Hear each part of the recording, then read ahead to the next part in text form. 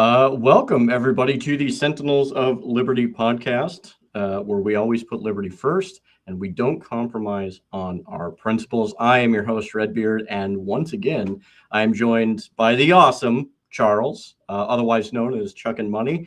We've had him on here before, and I am somewhat happy to say that unlike the last time we tried to do this, Charles, I did not manage to screw everything up. I got it the first time, so we're already starting off a little bit better than I did last time. That was totally on me. If my voice tends to get a little bit hoarse, I am kind of dealing with a sore throat today, so just bear with me. I do have a few articles and a couple little tidbits I'll probably read off as we go through this. A lot of it is, I think, more pertaining to like the Iran side of things, but there is kind of a full scope of conversation, not only just about Iran, but as it pertains potentially to Cuba. You're also hearing conversation come back up about Greenland again. But we're going to get a little bit more into some of how do you figure out kind of how this stuff is going to go. And then once we finish up with that section, we're going to end up going into some more domestic oriented issues. And it should be a pretty good show for you guys and gals. But before I get too crazy, Charles, thank you for coming back on. I really appreciate it, as I appreciate each and every one of you for coming to support the channel. But without further ado, Charles, you want to kind of let people know who you are, what you do, what your background is, and why you decided to come back on here. Well, I really do enjoy talking to you. That's why I'm back here. I'm Charles. You can find me on X at Chuck on Money. I'm in the ALC. I participate in libertarian stuff, specifically here in Michigan. I'm part of the Michigan Libertarian Party. I'm part of my local affiliate, Oakland County. So if you're in Michigan, if you're in Oakland County, specifically in Michigan, come check us out, hit me up, and yeah, let's work towards liberty. Yeah, awesome. Well, yeah, like I said, it's great to have you back on. We have quite a decent conversation tonight, so we might as well kind of start where I guess most of the action's at, unfortunately, is Iran. I did just see something recently. I'm not sure what the number is, but supposedly we lost some more U.S. service members, I think, within like the last day or two. I did see 10, but I don't have a hard confirmation on that number. So I'm not sure if you saw anything else on that, Chuck, or what the deal is there. It's real messy. Like, I don't know what's real and what's not real. Mm-hmm. It's really hard to tell what's going on. You know, some of these videos that we see like online, they're AI or they're from a different engagement at a different time. Some of the damage it's all over the place. And one of the problems is that even if you look at like CNN or if you just try and look at like the press briefings from the Defense Department or the War Department, I guess what do they call it now. But if you look at the press briefings, I mean, there's no it's not like bang, bang, bang, press conference, here's what's going on. It's all spun. It's all, so I don't really, honestly, I really don't know. But it sounds like some people have gotten hurt. I definitely think that things are escalating. And yeah, basically we keep seeing the same thing as Trump will play around saying one thing, saying another thing. The Iranians, seems like the Iranians have not budged at all, which is something we've seen in the past with like Russia. Every time we hear this is what's going on, this is what's happening, Russia has like these bullet point outline, and we go say, oh, we came up with a deal, we talk about this, we talk about that, and then and then of course when the markets are closed or at a convenient time, something happens, like just recently the bombing of the steel plants. And then people are like, well, it's not technically the electrical infrastructure, so Iran can't, do anything. Which, like that, okay, yeah, that's semantics, guys. Like, yeah, exactly. Well, and So you hit on something that I kind of glossed over a little bit the last episode I did on Thursday, which was the whole market situation and how crazy that is, and how peculiar a lot of people have found it. That hey, Trump will say something on Friday, and seemingly like there's just like this pandemonium of like, oh no, something cataclysmic is going to happen, and then Monday rolls around and it's like, no, it's fine. And when you look at the people that have been making money, notwithstanding Trump's own family, right? It does beg to question, like, dude, like, we all knew that people were making money off of this. I mean, that's one of the major reasons people go to wars, because there's typically some financial gain to be had there. But in the end of the day, I don't know where you want to kind of take this, but I'll kind of toss you something here. Do you? What do you think is kind of the deeper situation of the whole market thing? I mean, do you think that there's enough to grasp on here to where at some point some of these there might be potentially an investigation, which honestly, if I were the Democrats, I'd be like, oh, like we need to look into, like, it almost seems like a natural segue, but do you think there's going to be anything that comes from that? I mean, I kind of don't feel like there is, but it does seem like kind of some low-hanging fruit right now that they're giving away freely. And it is questionable, is it not? Yeah, well, what's happening is very questionable, and any kind of person who's not in the select group or a special interest group, they'd be in prison at this point. Oh, for sure. I do want to touch on one thing before I talk about a little more of the specifics. Yeah. You mentioned that war, people make money. Now, there is a big thing about money and war. War is destruction. You're building stuff to destroy it. It's a broken glass fallacy. Basquiat described this in the law. You can see it in all sorts of other places.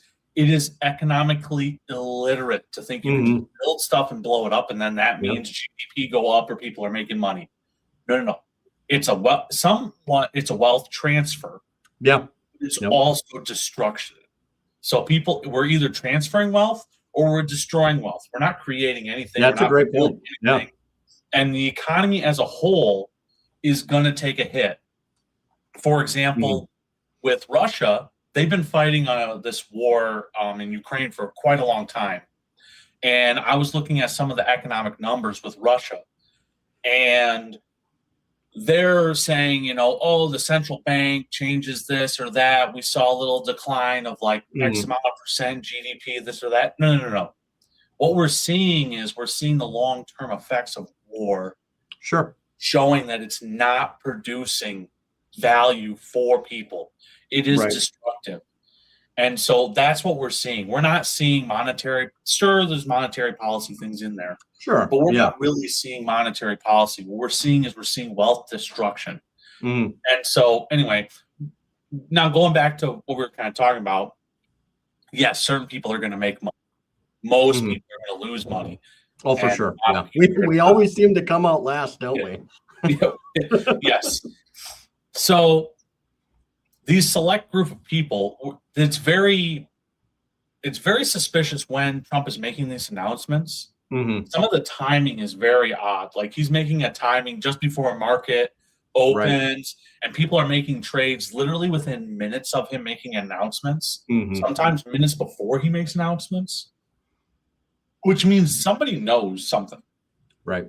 And it's definitely a problem. And I think that the Democrats are going to go after it. And the only problem I have and I'm for going after anybody who is doing this sort of stuff on purpose.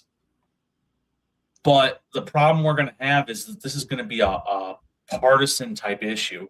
Sure. Just like they went after Hunter Biden, they're going to go after, Barron Trump. I'm just making up a name, but or what is it, Ludlow or Ludkin? Ludnick? Ludnick, yeah, that's it. Yeah. His family, supposedly he was buying up tariff debt, assuming that it's going to pay out at basically if the tariffs were ruled unconstitutional, which they were, his family or his organization was supposedly going to make money. Now, reports are coming out that they actually didn't make that trade, that they thought about doing it, like they were going to do it. But then one of his sons called him and said, "Hey, we think we're going to try this." And he goes, that's too political. Yeah, I heard he had gotten cold feet on it. That's what but they were really thinking about it. And so they didn't do it. That's what I've heard. I don't know. They might be doing it through a third party. Somebody did do it, though. Right. Somebody did it. So people are making money. And so that it's going to become a political, polarized issue. We're going to go after people, but we're not actually going to fix the problem. Right. And the next group that comes in is going to do the same thing. And also the other thing that I get nervous about is Biden, he's already set the precedent for pardoning people preemptively. Right. Yeah. And so what we're going to see is, I don't think there's really any restrictions on doing things that are pardonable and Trump just going hog wild, or anybody who knows Trump or can guarantee that they're going to get a pardon. And also, if people are that dirty, they're not going to want to de-escalate, because if you de-escalate, what happens is you leave room for people to think and look at it. Like kind of like Netanyahu, where before October 7th, there was a lot of issues with their courts. He had allegations of corruption, possibly trial. But as soon as there's an emergency, I'm not saying he did it, but he's taking advantage of a situation. I think someone in the Obama administration said, never let a good crisis go to waste. Right. I think Rahm Emanuel who was then mayor of Chicago. But Netanyahu's doing that in Israel and has been since October 7th to make sure he stays in power or doesn't get in trouble or whatever the situation is. So what I see with Trump is that people have done things they shouldn't have done, of course. It's going to be a partisan issue. And so their only, and also with the pardons that were given, their only motivation is to escalate. There's nothing stopping. Because if they stop and get in trouble, okay, they get pardoned. But then also, to prevent themselves from getting in trouble, they need to escalate and do more and more and more and more. For sure. And it's just spiraling out of control. Yeah, it's going to be interesting, I think, to see how it actually tends to unfold. I'm not. You and I were talking about optimism, and there are certain things that I think in the moment there is a question of optimism, at least in our time, to where it's just like when you look at something like the Epstein files or anything that merits any transparency. I saw somebody make a comment of like, yeah, this is going to be one of those things that you'll hear about in 60 years, but we're not going to hear about it in the next 20 years, and so it does seem like that laundry list gets longer and longer and longer, not just as it pertains to Epstein, but I think especially when you look at the conflicts that the United States has started, the wars and all of the different things that we've kind of stuck our grubby little hands into, or I should say our government. There's a lot of points where you could really beg the question, like what really is going on here? How much money is involved? What's the power play? Who's advantaged? Who's disadvantaged? What the whole thing is. And either way, we certainly don't get a net benefit from this as the average individual. And, when you look at, I've already seen, there's a couple different channels that I watch. There's a couple that are more, they're veteran run channels. And a number of them are saying like, dude, look, like the next logical pipeline is like when this thing escalates, they're going to try and recall veterans to go to Iran. And then once they've recalled their veterans, they're going to try and, a lot of these guys think that there could be a draft down the pike. They just raised the minimum age for enlistment between like 40 and 42 across the services, minus the Marine Corps, which is, I think they put it up to 35 for the Marine Corps. And so that has a lot of people pretty concerned too. So, when we're looking at this whole situation, one, you don't do that if you're winning. Two, you don't ask for an extra $200 billion if you're winning.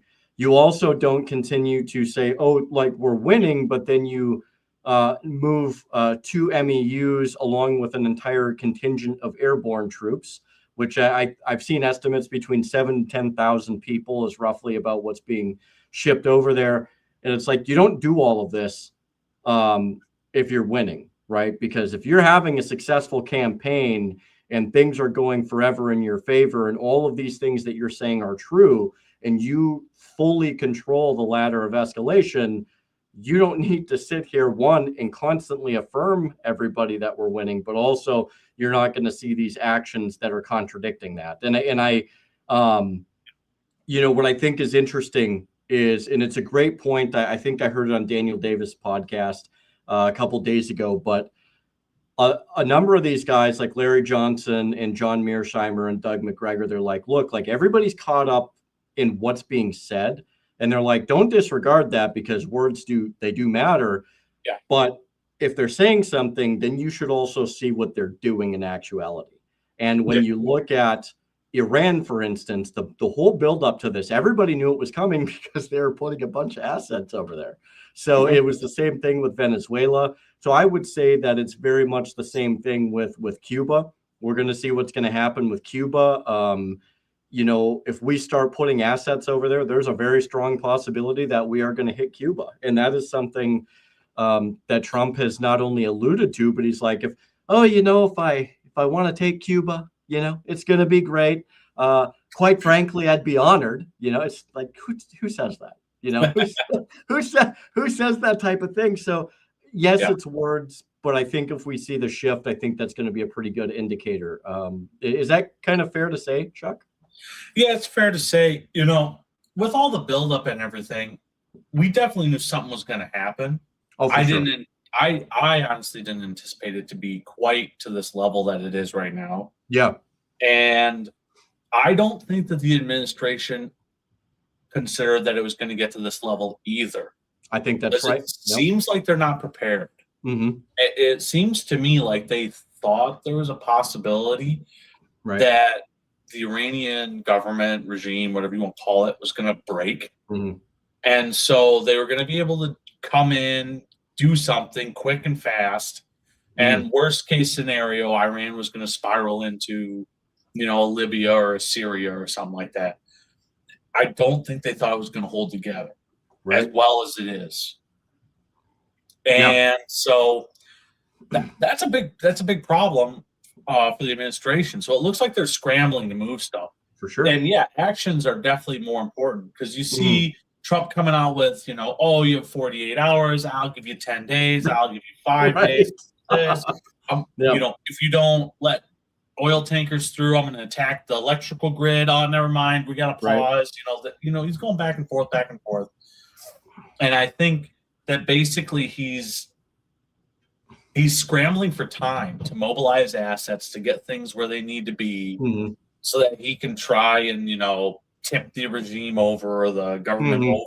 And I don't think it's going to go well. Like, who knows what all these troops are for, but if they try and do something like, hold the strait or like take over an island in there, it's going to end like Gallipoli when in World War I, Churchill said, "Hey, we're going to knock the Turks out of World War I by taking over." I think it's called the Dardanelles, or whatever. There's a strait right there by Constantinople. But Gallipoli, you have to get in the land. A lot of guys for that operation too. Like somewhere, I think it was, if I remember correctly, because Daniel Davis just had a conversation about this on his podcast. He said it was somewhere like 500,000 people, and they just got chewed up. It went horribly for him. And according to this is not necessarily official, but according to some sources, they say more Turks died after the British left than when the British were there on the beaches fighting. Because the Turks were just up in the hills watching the British, scrambling on the beach. When the British left, they left all their supplies. They just, guys got up and ran and evacuated. So supposedly more Turkish soldiers died on stuff like marmalade because Right. Turkish soldiers were starving. I mean, I think their rations were incredibly low. I mean, these people were like Yeah. Yep. almost starving to death. I Mhm. mean, the Turkish Empire collapsed after World War One. I mean, it was bankrupt at that point. It Right. was going down the tubes at that point anyway. But Well, the soldiers were so undernourished that more of them died sure. from eating rich food and getting Right. indigestion and stuff like that than Mhm. actually died in fighting. It's Well, crazy. what's interesting too is when you look at some of the people that have taken time, that actually have backgrounds in this type of thing, whether it's McGregor, Davis, some of these Jacques Bode, some of these very seasoned, very professional military officers. I'm inclined to think that these guys kind of know what they're talking about, especially when you look at McGregor and Davis. They took part in some of the biggest operations of our lifetime, very significant. And, when I like to listen to these guys because I think they have a pretty good analysis along with, Larry Johnson, Mearsheimer, and so many others. But, they're like, look, like, whatever the play is here for trying to put people on the ground and trying to put people onto like the shore even, right? Because they've sat down and they've kind of played through a lot of the strategic aspect of this and the tactical aspect with the maps. And they're just like, dude, like, even if you get a foothold on the ground, that's assuming that you're going to be able to just kind of persist through bombardment after bombardment and hoping that you're even going to get anything through to those guys. Essentially what they've explained is when you get these guys on, say, whether it's like Karg Island or even mainland Iran, you have terrain difficulties and very, very intense terrain difficulties, which Rebecca, who was just on my show last week, explained. The terrain is very rough, it's very rugged. So you have that to deal with. And then you have also the fact that the Iranians have built into their terrain a lot of their defensive structures, their drones, their missiles, a lot of other assets that they have. And so, you're putting these guys in there, but you don't really have you're likely not to have the ability to take them out if it goes super bad.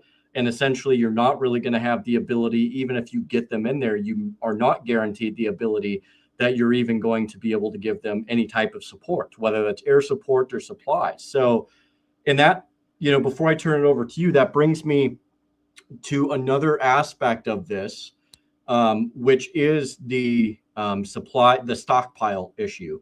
Now, since 2020, I would say since 2023, roughly, and you had the escalation of the Russo-Ukrainian war, and you look at a lot of the things that we've provided to Ukraine. I mean, we have gone through stockpiles at a pretty excessive rate, and it's not just Ukraine. We've given a lot to Israel and several other countries, but when you look at what we burnt in Ukraine, there's not just reports, but you have actual testimonies from guys in like artillery sections, infantry sections, and so on, where they're like, "Hey, we can't even do our training, we can't even do our workups because we have nothing to use." And the the common thing that you started seeing a lot of these guys who, again, like Davis or McGregor or even like Larry Johnson or I know a lot of people don't like the guy, but Scott Ritter, simply because the guy has a past, doesn't make him wrong. It becomes one of those things to where when they're sitting here and they're saying, "Hey, man, like we're running through our stockpiles and we don't actually have the ability to replace it in an efficient manner because we don't have the industry." And then you transfer that to how much we've expended in Iran in just 4 weeks, Charles, and the same guys are just like, yeah, we're expending stuff that we haven't even recuperated. So we're even going lower into our stockpiles, which is putting us in a very dangerous situation because, there's a tweet where essentially Daniel Davis is saying, like, when you look at like the Tomahawks, for instance, right? He made a tweet here saying, now reportedly 25% of our entire inventory of Tomahawk cruise missiles has been expended in 1 month. Like that is a huge amount of Tomahawks, like it's not an insignificant amount. And, and he further goes on to say, and I won't read the entire thing. If you want to see the entire tweet, you can go look him up on X. But he's like, if we get into a war that's not of our choice, that is imposed on us like Pearl Harbor situation. We'll run out of missiles in a matter of weeks. And it's not just missiles. It is the idea of domestic, resupply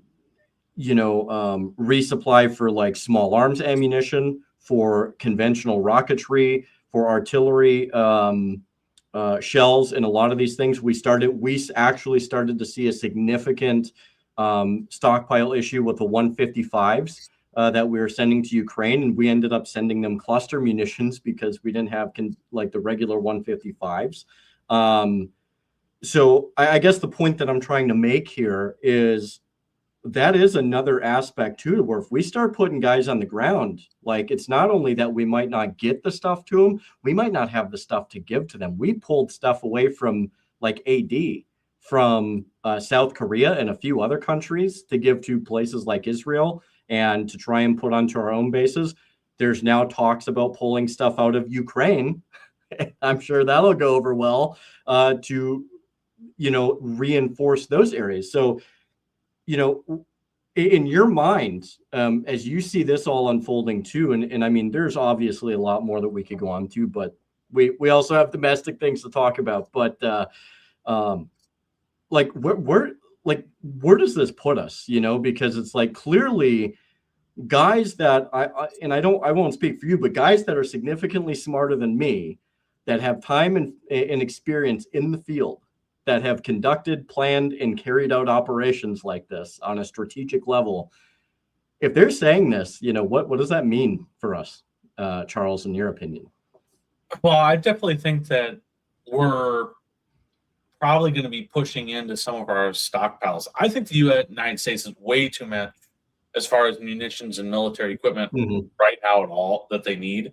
Like we have plenty to defend ourselves. Yeah. But I think what people are concerned about is if we were to get into an actual like a larger scale war, for example, like if we went to war with China, for example, that we would not have the munitions, the personnel, or the stuff to handle that.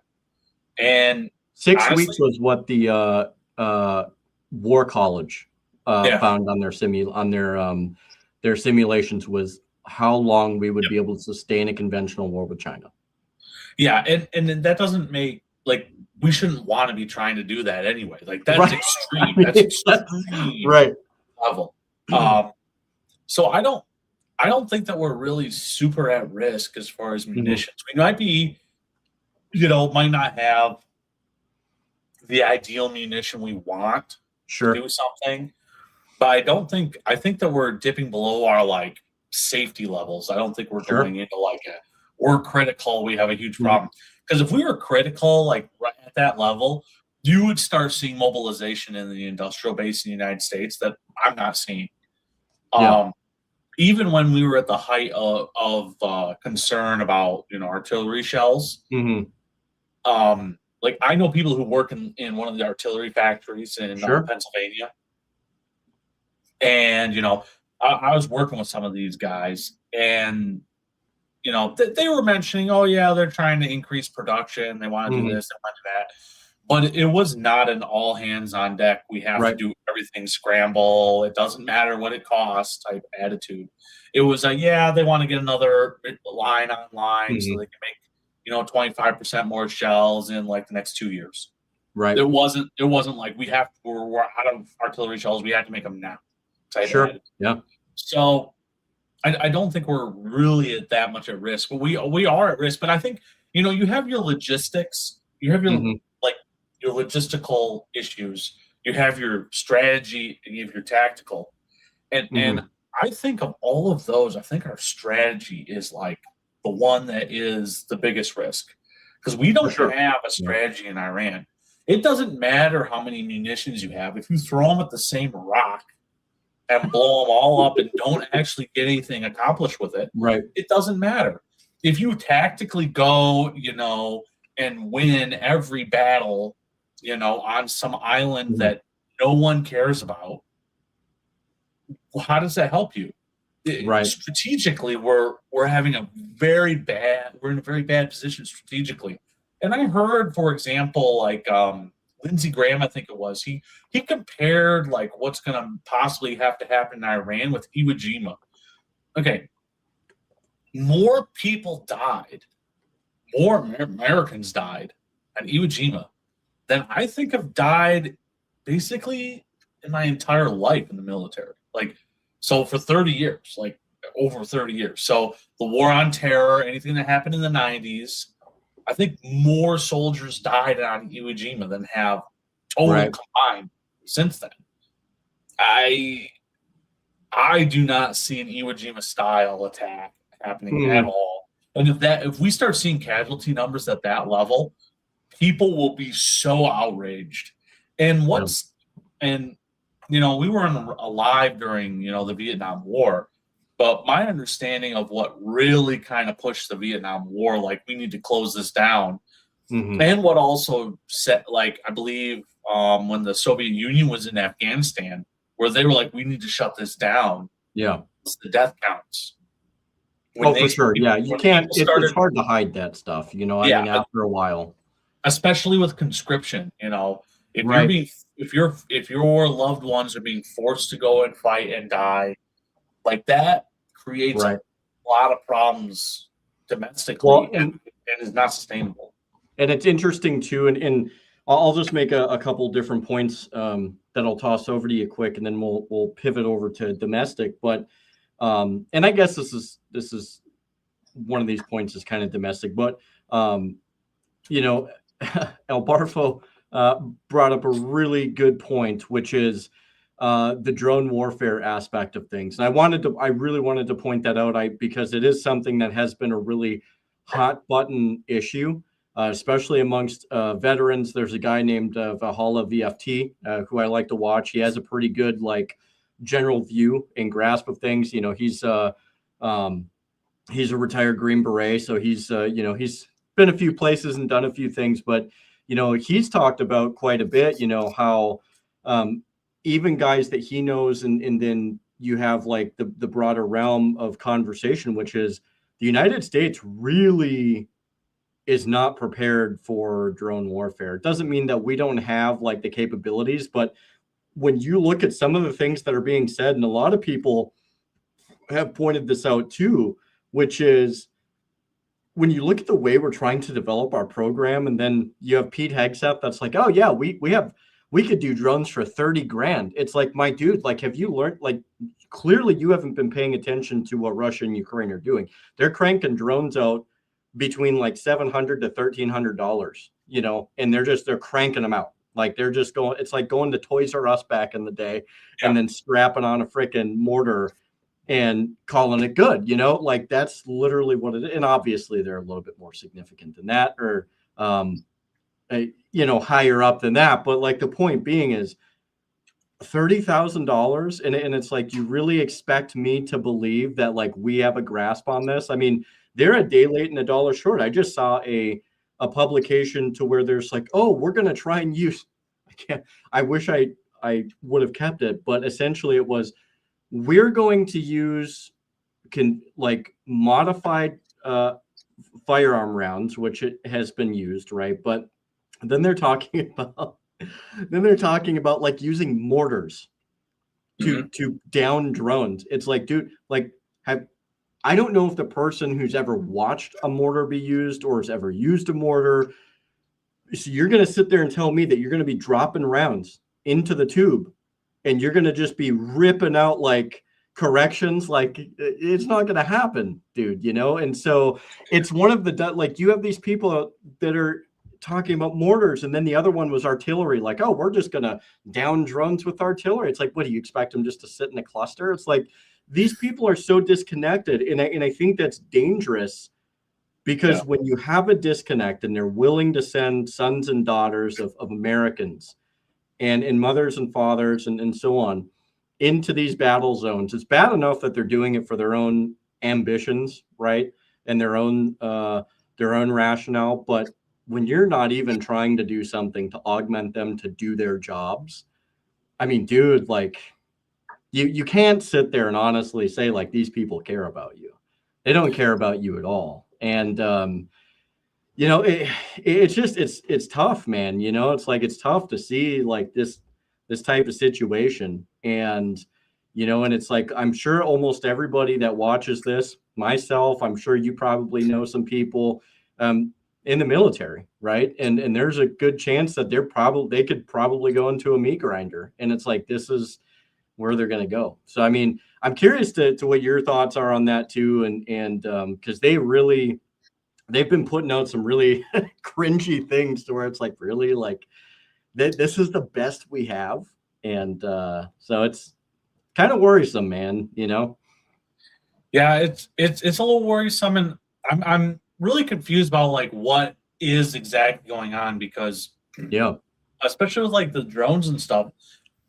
So I was listening to an article that was saying that Zelensky just was in the Middle East trying to sell Ukrainian drone technology. Supposedly they sent 200 Ukrainians over, and Iran hit a building that had like 21 of them in there. Yeah, it was a Ukrainian drone making facility with like 21 Ukrainian military personnel recently that I saw they hit. So it's like I don't know. It's kind of weird, but it's really weird. I thought that like Ukraine was struggling over there, and now they're we'll aid the Middle East. Yeah, and I know we're talking about like Ukraine and money and stuff here in a second, but along with like the Ukraine is down in the Middle East advertising drone technology they can sell, I heard that there's a $90 billion that supposedly was allocated by allies, NATO in some way, was allocated for Ukraine. 30 billion of it is going to keep Ukraine running. Yeah.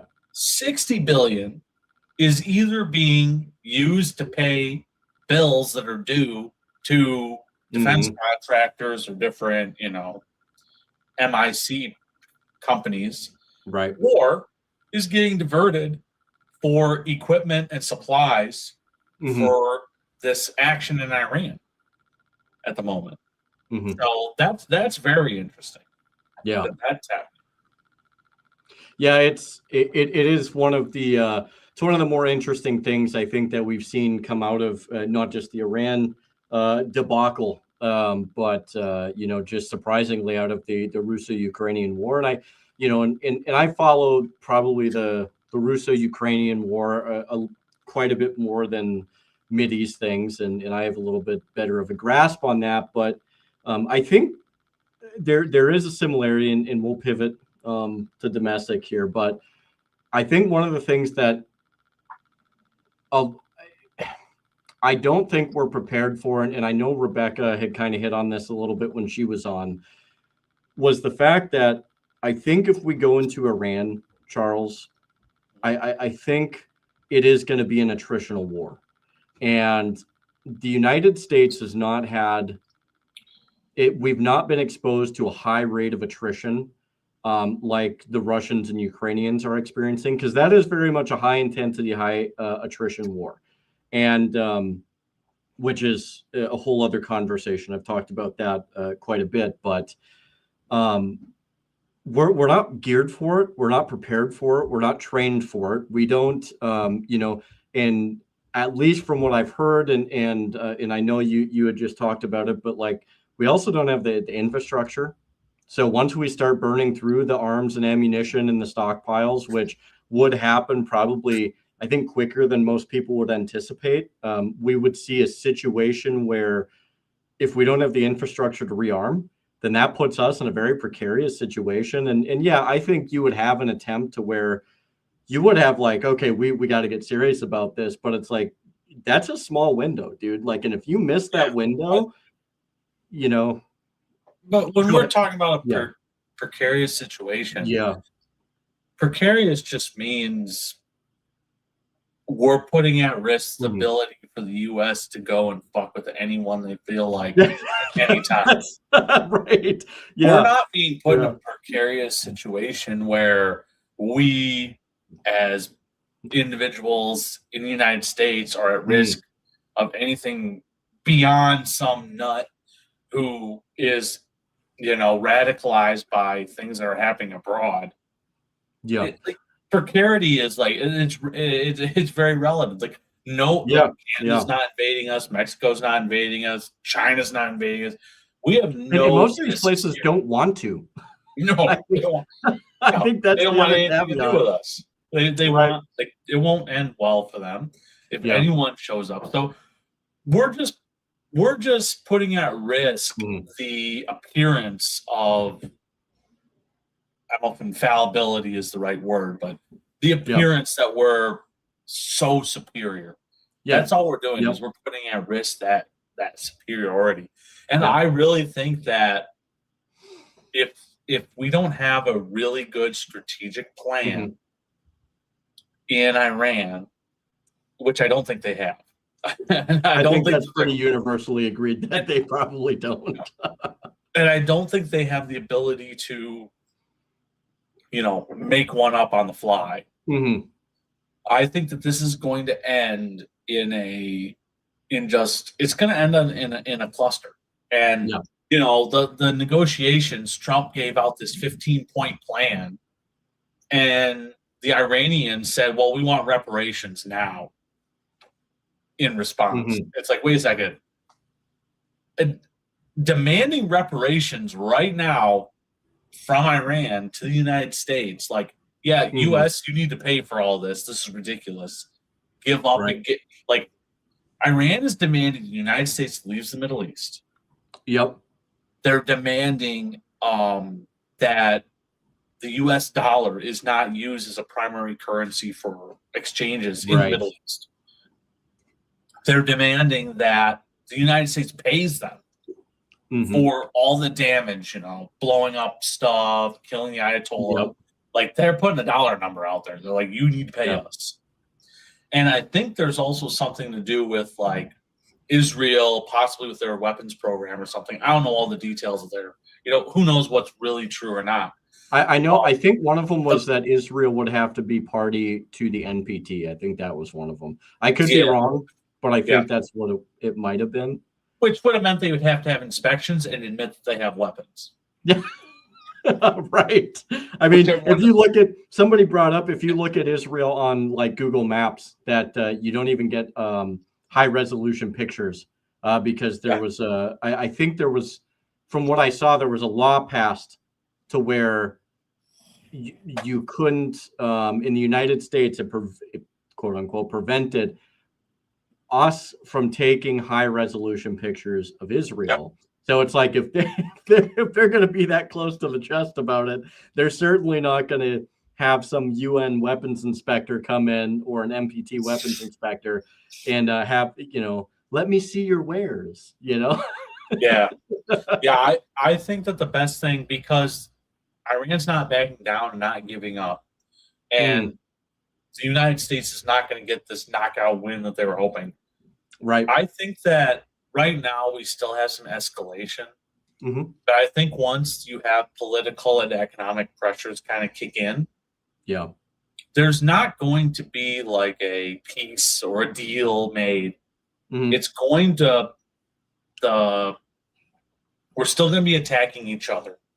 It's going to be long and drawn out, but it's going to de-escalate as far as active fighting goes. Mm-hmm. And so you're going to still have, it'll be kind of like how Yemen has been, where every once in a while we go in, we bomb Yemen, they lob missiles, they shut down, they attack vessels near them, and they'll probably end up being kind of like this smoldering kind of, not a cold war, but it's gonna be a hot war because we are shooting at each other. Mm-hmm. But it's gonna be like, this is the term, like low intensity.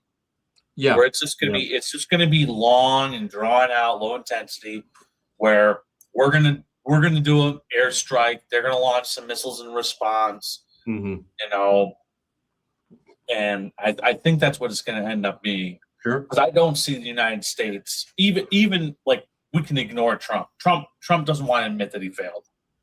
Or he never will. He'll tell you it's the Even- greatest thing in the world until the day he dies. I mean, that's just the way it is. So yeah, 100%. But even ignoring Trump, if you were to ask anybody in America, no one wants to admit that they failed or lost. Mm-hmm. Right. I personally, I don't want soldiers to die. I don't want people to get hurt. Right. I do want the United States to learn a lesson that we need to stop doing this.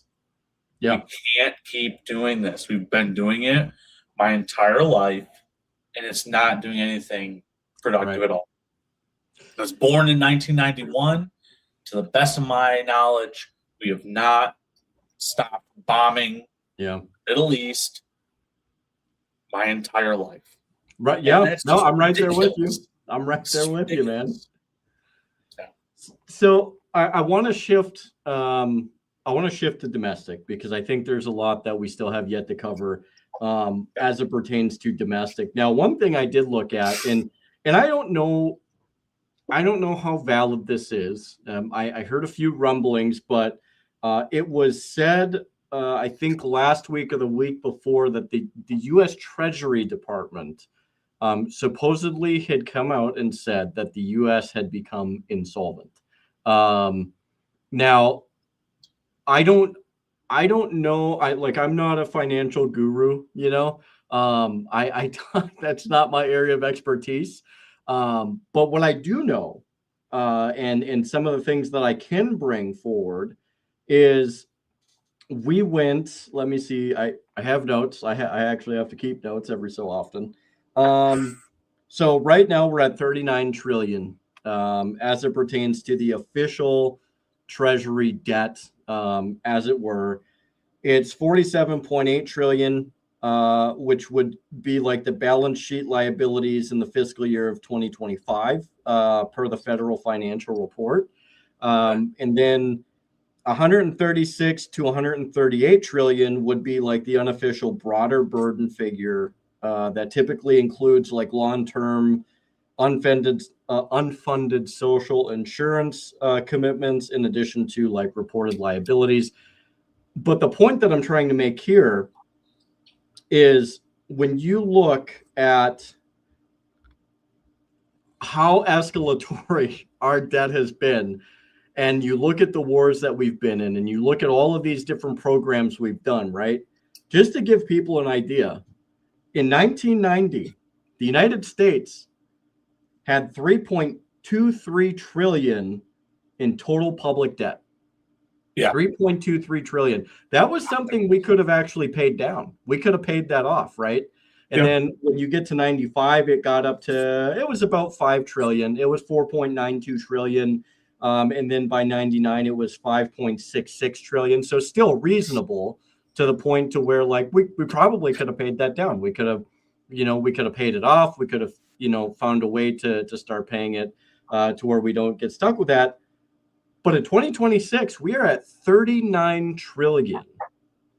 And that, to my understanding, is just, I believe that is the 31 trillion of that is like I think the public debt, I think. So that's the one that's leveraged onto the yous and me's. And then of that, you had like, it was the rest of what's left over would be like the asset realm of that. Now, the reason I bring this up is when I heard about the insolvency and then I look at the debt thing, like, do you, in your mind, I mean, it's a crazy question to ask.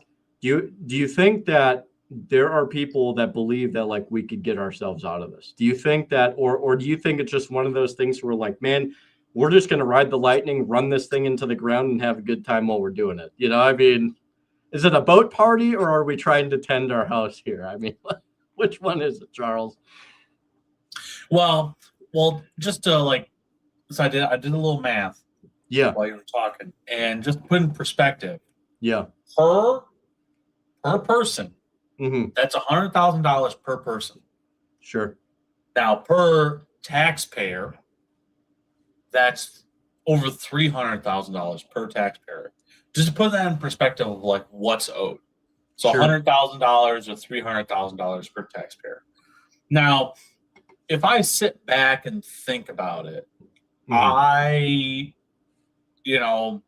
if I'm doing like my own math and thinking about like how much money my house is, Mm-hmm. I sit back and go, give me 30 years and yeah, sure, I could pay off my chunk of the national debt. I Sure. don't think I owe a chunk of it. To be perfectly clear, the people who agreed to pay that are the ones who owe it. I never agreed. I don't agree at all. I feel you're not alone in that.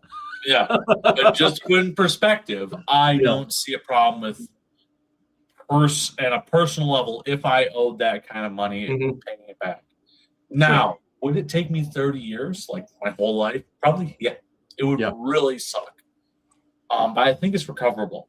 Now, is it recoverable based on how the U.S. government has operated in the past and how it's operating now? Mm-hmm. No. I think that's a big no.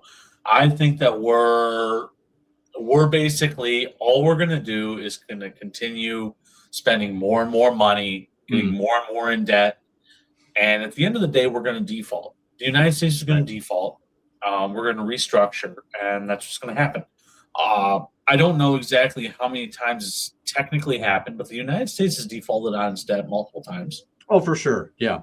It's not a big thing. I mean, when I say it's not a big thing, it is a big thing to do. But the United States has defaulted at least 3, possibly 4 times. Mm-hmm. Everyone knows like the obvious one in the 70s where, the gold standard, blah, blah, blah. Right. But there were other times where the United States defaulted on its debt. The only time the United States ever took care of its debt was right after the Revolutionary War, which I believe was up until the 1830s. I believe we technically paid off our debt in the 1830s or 1820s. I think you're right. Yep. But since then, the United States really hasn't paid off its debt or operated within its means, especially after the Civil War. It did every time we've gotten into major wars up until after the 70s, where we know leaving the gold standard. Up until leaving the gold standard, every time we've gotten into major wars, we have increased taxes and we have increased revenue to pay for them. So the Civil War, an income tax was imposed for a short period of time for being determined to be unconstitutional. World War I, we had that was 1918. So 1916, I believe, was when income tax was allowed. So there's taxes then. The withholding tax was, I believe, imposed during World War II or around that period to help pay off World War II. So, Civil War, World War I, World War II, these are major wars. Right. All of those had significant tax increases at the same time as they occurred. And then we use that money and stuff throughout the ones. Now, since we got off the gold standard, we have not increased taxes in correlation with war. Sure. So now, if you look at the debt clock, though, war is actually not even the largest piece of it. Like interest is more than the war costs. So or defense budget. So defense is bigger than is like one of the smaller ones. When I say smaller, we're talking about big blocks. Like we're talking about like our liabilities, our interest rates. Defense is like number 3 or 4 on the list of big line items. But just paying interest is higher than the defense budget. Doesn't mean we should pay on the defense budget, but even if we were to get rid of the defense budget today, all we would do is cover our interest. Yeah. We'd still have all sorts of liabilities which come from Social Security, Medicare, Medicaid. Well, and those other domestic programs. And I think that's, when I was kind of looking at my notes down here, that's kind of what it was saying, is like, that is a big portion of it, is like, you look at the insurance, you look at a lot of these programs that are out there, and you look at how much money is put into stuff like this. And I mean, there's a lot there. And so it's really kind of like a multi-headed beast, to where it's like, even if you get rid of one, you're still having to contend with, this one and this one and this one. And so it's not just a matter of, taking one head off of the so-called like Hydra, if you will, and so I think that's a really important point to make. But I had to kind of pick your brain there for a minute, because I know it's another one of those things that people watch like intensely, and they, the big thing is Massey's debt clock. And, and let's be honest, I mean, when you start seeing stuff that's near $40 trillion, I mean, yeah, dude, I mean, I don't know. It's kind of doesn't make me feel very good about it, but, as probably shouldn't, but the numbers are so large, it's almost impossible to understand like what these numbers. The comprehension of it, I think, is just massive. Yeah, that's why I said like per person in the United States, it's $100,000 per taxpayer. It's $300,000. Right. It's just so much money, and it's just inconceivable, like for a normal person. And I think another thing that and I don't know the exact numbers off the top of my head, but you hear about these people who they say, "Oh, we need to tax the 1%, tax the 1%, blah blah blah, this, blah blah that." I saw a report, and it's been a little while, so this is a bit hazy. But the last time I saw, even if you tax, like for example, if you taxed Musk, okay, now he's not even worth $1 trillion himself, right? But if you were to tax Musk, he wouldn't, like, if you were to tax him 100% of his income, you wouldn't even cover the defense budget for 1 year. Right. Yeah. You couldn't pay off the interest. Now, how many guys are there really that are like the wealth level of Musk? Right. I mean, you hear of names, you hear like, you hear of like stuff like the Buffetts, you hear the Buffett, you hear Bezos, you hear Gates, things like names like that. But how many of those names do you really hear? And if you were to tax those guys heavily, would they really be able to pay off the national debt? Would they actually be able to balance the budget? The last time I checked, no, definitely not. Yeah. Well, so I kind of want to dip into kind of more of your territory, because and you can elaborate on this as much as you would like, but, it kind of relates, but there is a conversation pertaining to like two-way issues. And I know that Minnesota's going through a lot of things right now. I brought up the 3D printing and a lot of that.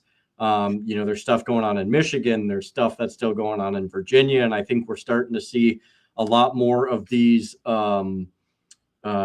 gun control bills start to crop up in a lot of different places. And I had mentioned before, look, just because you're in a red state, don't get super comfortable. Because, as soon as you start to get comfortable, you'll start to get guys that you think are, they're good old boy Republicans. They'd never allow this to happen. But the reality of it is as soon as there's some type of blood in the water, so to speak, then, they're going to do essentially what's going to be advantageous to them. And we've seen this over many periods of time. The Republican Party in the state of Minnesota is like, it's basically just inept. And, I don't even know that there actually is like a Republican Party. That's just how useless they really are. And I'm not saying that because there are some decent people that I think try to work inside the party, but unfortunately, like, their own party even nullifies kind of what they try to do. Right. So and I'm sure you see that probably in Michigan, and I'm sure you see, people see that all over. But one of the big things that really bothers me about a lot of this, the gun control stuff, the two-way stuff, and I think you can speak a fair bit on this, and I spoke about it, I believe it was Thursday, is some of these bills are, or some of this proposed legislation is targeting the individual's ability to manufacture items. And I pose the conversation to where it's not just going to stop there. There, like it, once you start down this path, and it doesn't have to happen fast. It often happens very subtly, because if you go too fast, then you lose the initiative as people who want to control. So it would start with firearms, like, no, we don't want you passing files, we don't want you building these things, etc. But then it becomes to a point to where it's just like, well, like, look, we don't want you fabricating things to fix your plumbing. We don't want you fabricating things to put an addition on your house or whatever the case is. Or if you do, like some of the legislation proposes for 2A issues, you need to be licensed and become an FFL in order to do this. And what's ironic about that is they try to outlaw things that they say you need an FFL for. So it becomes this thing to where we're going to make you jump through more hoops. And in the very end, after the blood, the treasure, et cetera, the sweat, all of the monetary, we're still not going to let you do it, but we just wasted a bunch of your time and resources. So as a person who kind of has a finger on the pulse of those types of things, whether it's 2A things, whether it's just making tools or whatever the case is, where do you see this going? Because to me, this is a fairly precarious situation that I think people should be aware of. And whether it's a 2A thing or whether it's just a general, fabrication or production thing that they do on their own time, like this could affect Americans. We built the country on the idea of life, liberty, and the pursuit of happiness. Well, when you nullify one of the biggest portions of that, which is liberty and the pursuit of happiness, right? How are you supposed to live your life in the way that you see fit?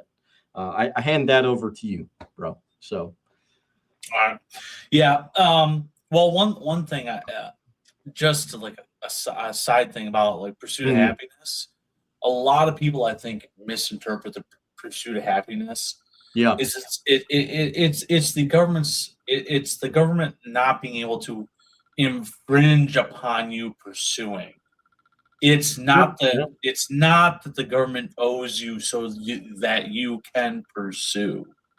Yes, there exactly. Are a lot of people, that's people exactly. make that mistake, and so when you hear pursuit of happiness, people are like, "Well, I can't be happy unless I have health care, for example, or I can't be happy unless I feel safe." They owe me a house, darn it. Yeah, and it's like no. So I like looking back at it. If I was like able to like go back in time and say something, I'd be like, "Hey, stick with what like the Lockean thoughts of like sure, life, liberty, property. Don't do the pursuit of happiness. Yes, no, that's take that out of context. But as far as the 2A stuff goes, yeah, we have some negative things coming at the state level, but we also have some positives, and I haven't heard exactly what the result has been. But there has been some discussions about, for example, like marijuana use or drug use and having weapons. I can't remember exactly the court case, but it's in the Supreme Court right now, and I think they're specifically ruling on like marijuana, because a lot of states allow marijuana, but then the federal government, I believe, thinks that because of the schedule at the federal level, it's considered lying on your weapons. It's lying on your background check on the 4473, right? Yeah, you're lying on the federal form if you say you smoke.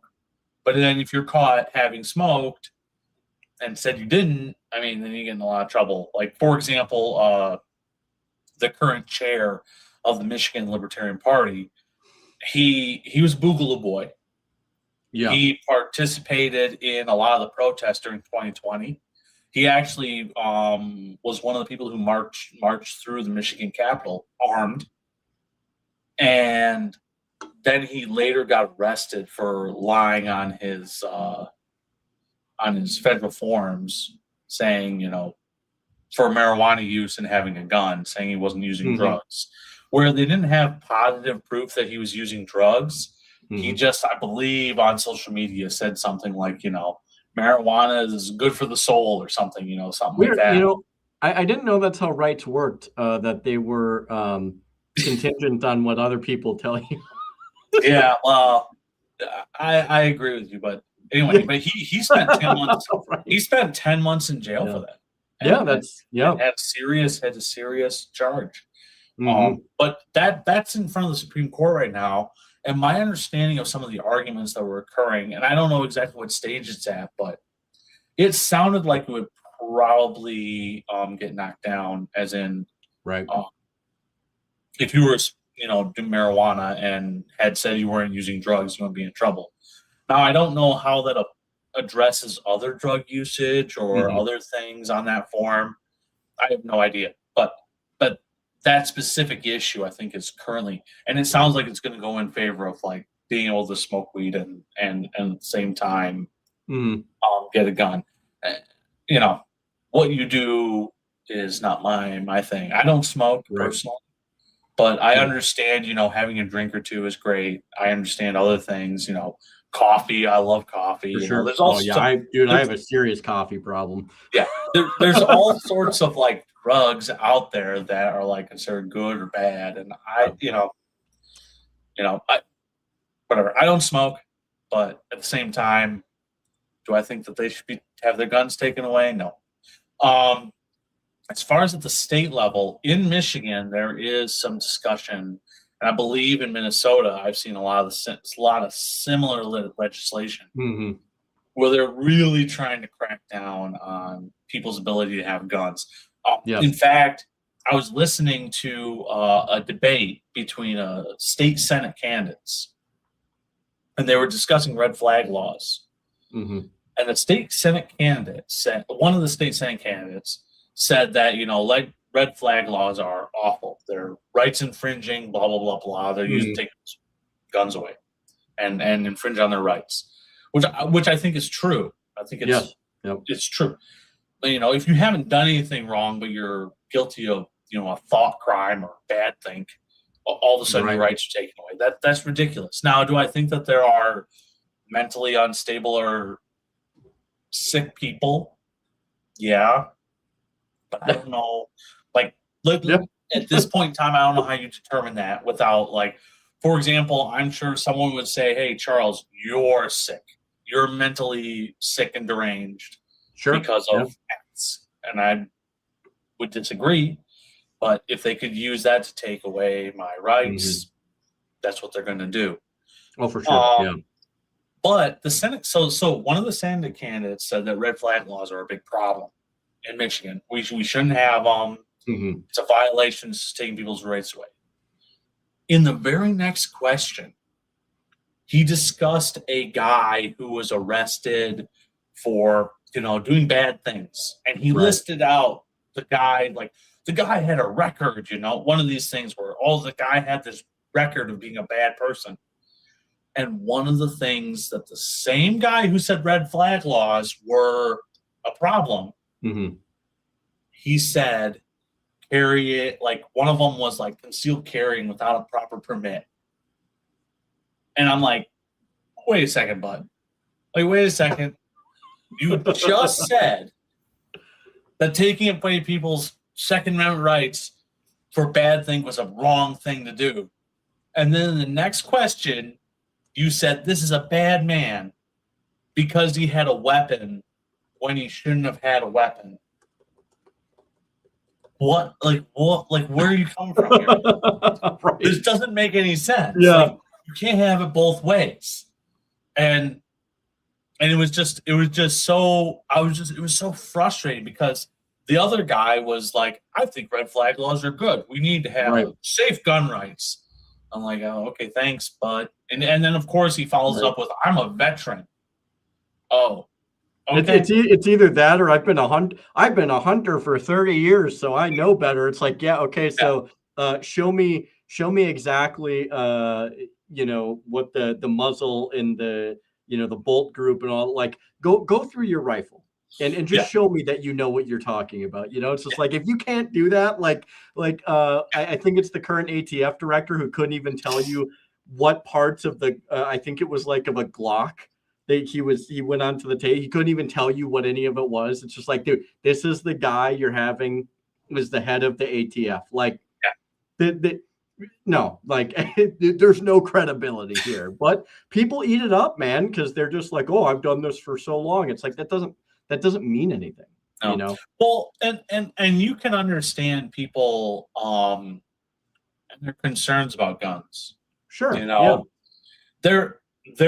There are a lot of people. So I talk to people who are, for example, not necessarily from the United States. They're not American. Mm-hmm. They come from a different culture. And I hear from a lot of them their concern about 2A. For sure. They are very concerned about people having weapons because they conflate issues. They say, well, people had weapons so, for example, there are people who are not from the United States who come here. And they say, well, the people who who had weapons where I'm from were bad people. Yeah. And it's like, yeah, where you come from was very restrictive on Second Amendment in the United States terms, was very restrictive on Second Amendment rights. Mm-hmm. Therefore, any legal, law-abiding citizen was disarmed.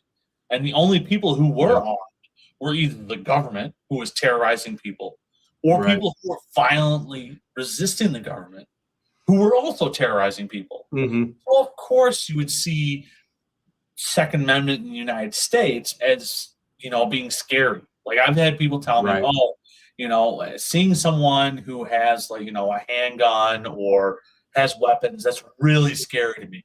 How do you guys go to the grocery store? Yeah. But it's serious, though. You're not wrong. I mean, I've talked to people. And the problem is people conflate the issue is that in the United States, we don't, law-abiding citizens also are armed, not just people who are bad. Mm-hmm. And people who come from outside of the country, they see that also. People who come from extremely 2A restrictive areas, states like New York and DC, Chicago. Yeah. These areas, they're super restrictive on guns. For sure. So anytime you see a weapon, you see a gun, you hear about a gun, any of that stuff, that the only people who have guns are either authorities who are abusing their authority or criminals. For sure. Yeah. Who are harming people. And so at the same time, it's like, I understand where people are coming from, but that does not mean that you can infringe on people's rights. And you have to explain that to them. And in Michigan, for some reason, they have this idea, like, we had a shooting nearby, and it's tragic. It's a tragedy. We deal with it. Oh, of course. Yeah. In my church, every Sunday, they touch upon this tragedy of, children being killed. Right. It was awful. It is awful. Mm-hmm. Now, the state did a assessment, and their assessment came out, and I went through it, and I don't have it in front of me. I should have pulled it up before, but I went through this assessment, and not one of the things in the assessment would have, prevented the shooting. For example, one of the things in the assessment said, preventing minors from buying weapons or something like that, like age verification. I think, it was age verification. They wanted to buy, you had to be 21 to buy a gun. It's like, well, I hate to break it to you. The kid was like 16 years old. He wasn't even 18. He wasn't old enough to buy a weapon. Right. He didn't buy it. So this rule of, we're going to move it from 18 to 21 wouldn't have had any effect on this. Yeah, it's tragic. Neither here nor there. No, it was already illegal for the kid to have bought the gun. And the kid didn't buy the gun. The kid's father bought the gun. The kid took it. Now, the father, did he lock it up properly? Did he take care of it? Well, That's a different problem. Mhm. But we also have laws on the books that say weapons need to be locked in a Yeah. secure blah blah blah blah blah. They have a whole list of things Yep. to keep children from being able to get at weapons. Right. So these laws are already on the books. None of the new advisements would have helped. Mhm. It wouldn't have, Right. like, they're just, all it is taking innocent, law-abiding citizens and making them criminals. And Right. it's not actually fixing anything. Yeah. Yeah. And, and I think when you look at that also, I think that's where you get some of these people in their trepidation also with the realm of being able to print things, right? And yeah, I mean, I'll just be the one to say it. It's like, dude, like if you think like that's the major issue, then you better get rid of your Home Depots, your Menards, and 100 other stores like your Ace Hardwares, and just disallow anybody to buy anything at any given time. Because I'm here to tell you, like, if you think that's going to be the predominating issue, then you've never built a potato gun in your life. You've never experienced like this. Well, I don't know, dude. Like the 90s was fun, right? Like growing up in the 90s, early 2000s when it was still kind of unhinged, it was super fun. And it becomes one of those things to where it's just like, dude, like you're, even if you do have a concern about this, like you said, they conflate a lot of this stuff. And then they use that conflation to try and be like, well, it's this exceptionism to where just like, well, we can't allow the bad people to have the guns. It's like, well, yeah, okay, but at the same time, you also can't afford to make yourself more of a victim at this juncture than you already are. And look, that the bad person with the gun historically always ends up coming back to like some form of government entity, even if they say in their infinite benevolence, right? They're just like, oh, we'll protect you. Well, that protection turns into a racket. That racket turns into extortion. And before you know it, you get something like Mao Zedong, where it's like, it's like you're going to do what I tell you to do, or I'm just going to eradicate your entire village. So, it's not the common thief you have to worry about now because we are the thief. Like and I know a lot of people say, well, that would never happen here. That's not what would happen. But you do see this like to some degree in a lot of states where this type of thing happens. And I hate to say it, but like there are entities in the United States that get away with a lot of things because they have a monopoly on violence, right? And the whole point of the Second Amendment was the idea that the government would not have any more of an advantage over the people of the country, and that we should be able to defend ourselves from an overgrowth of despotism, and overgrowth of authoritarianism, an overgrowth of whatever the government apparatus tends to be. That was their primary concern. It wasn't about hunting. It wasn't even about the common criminal. It was about the fact that the most predominant threat to the average person is their own government. And so, like and like you said, like I understand the perspective of people, like I think we do have to try to understand where people come from, because then you can potentially engage with them a little bit better. But it's like, in the end of the day, there are just fundamental patterns in history that it's like, look, like you either figure this stuff out or you don't. And if you don't, then like this is the end course. I've been saying for a while, if they're telling you that you have this overwhelming enemy abroad, so to speak, right? Like they're telling you it's Iran, it's Russia, it's China. It's like, well, none of these people have taken away nearly any of the liberty of right or rights that I have as an individual than the average mayor has, than the average senator has, than the average governor has. And yeah, you could make the argument that we have allowed this. And there's people that would even say, well, we get the government we deserve, right? Which I don't even disagree with that to some degree, right? But it's like, at the same time, it's like, dude, like the primary issue and the primary threat that we do have is typically in our own backyard. And there are some people that just don't.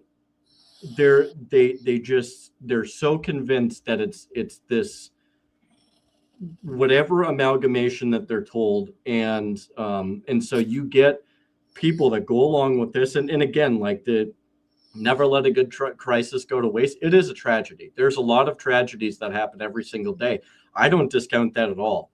But to use a tragedy to kind of usurp or to deprive or undermine rights and liberties of people, I think is extremely diabolical and heinous, and especially when you can convince people to give them up, right? So, Yeah. but when we look at like the ability just to make things in our own home, I mean, how many people would that affect just business wise? Because it's like there's always a downhill slope, isn't there? Yeah, well, I don't understand where you draw the line. Right. Yeah. Like, because like for example, I heard when 80% lowers were like a real big thing, Right. And that was a little bit like 3D printing was happening, but 3D printing wasn't really doing a good job. Where like it was good for 80% prototypes, but it wasn't like super viable at the time, if I remember right. Yeah, and it's become a lot more viable now. Yeah. But like 80%, like the government was going after 80% lowers or whatever they were. Mm-hmm.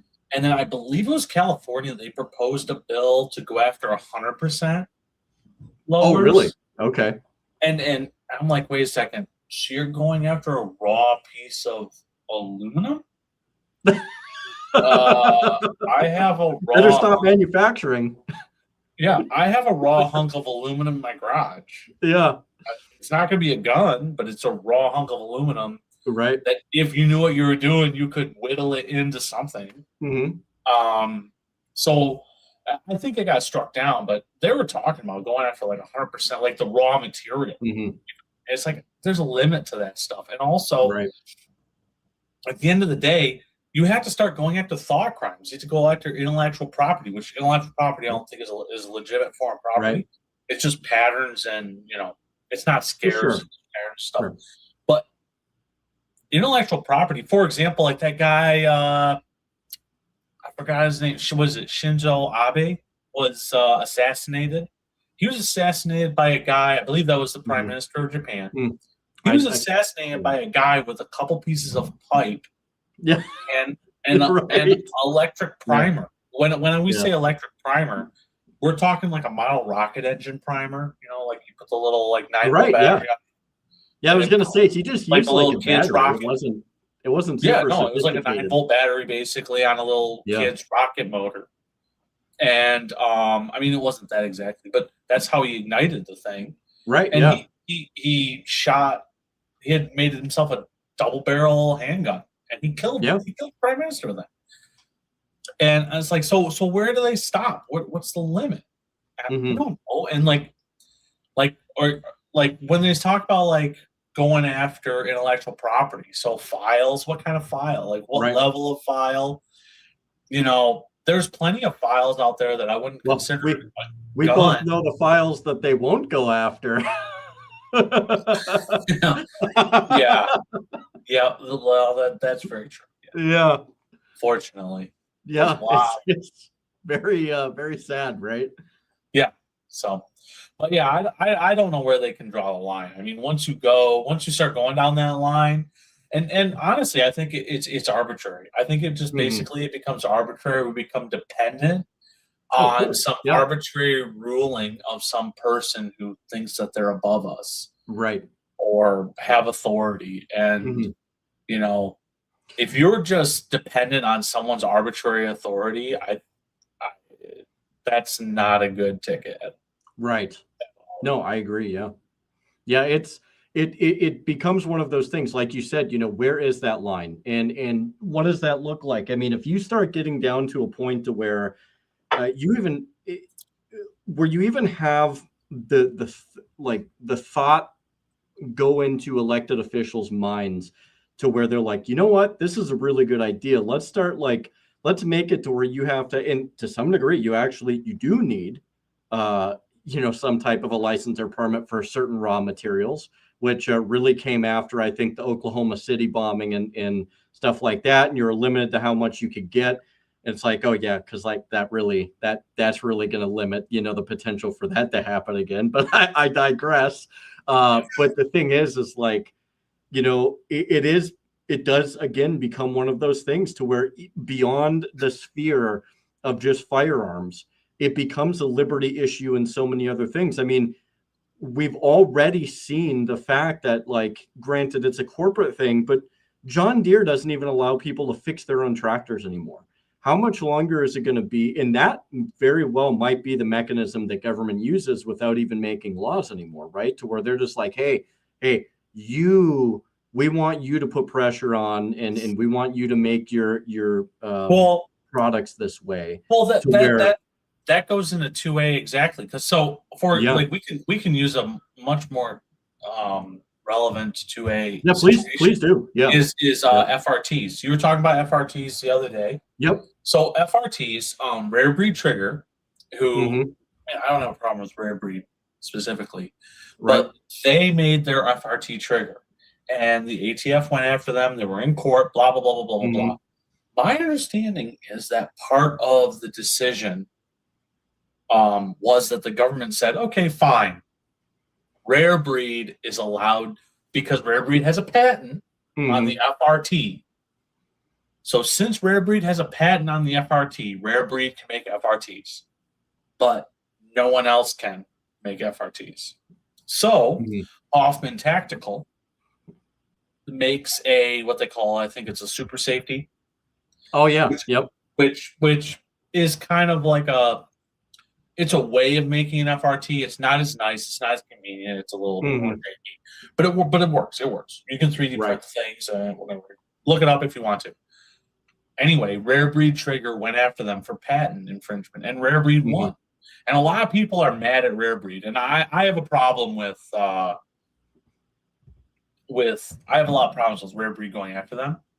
But the ATF is forcing Rare Breed because Rare Breed has a patent, and because the ATF settled with Rare Breed, the ATF is using Rare Breed and their FRT system. They're using that to go after other people. So the ATF said, we can't stop these FRTs. We can't stop these super safeties. We can't actually go after these things because they don't technically violate the law.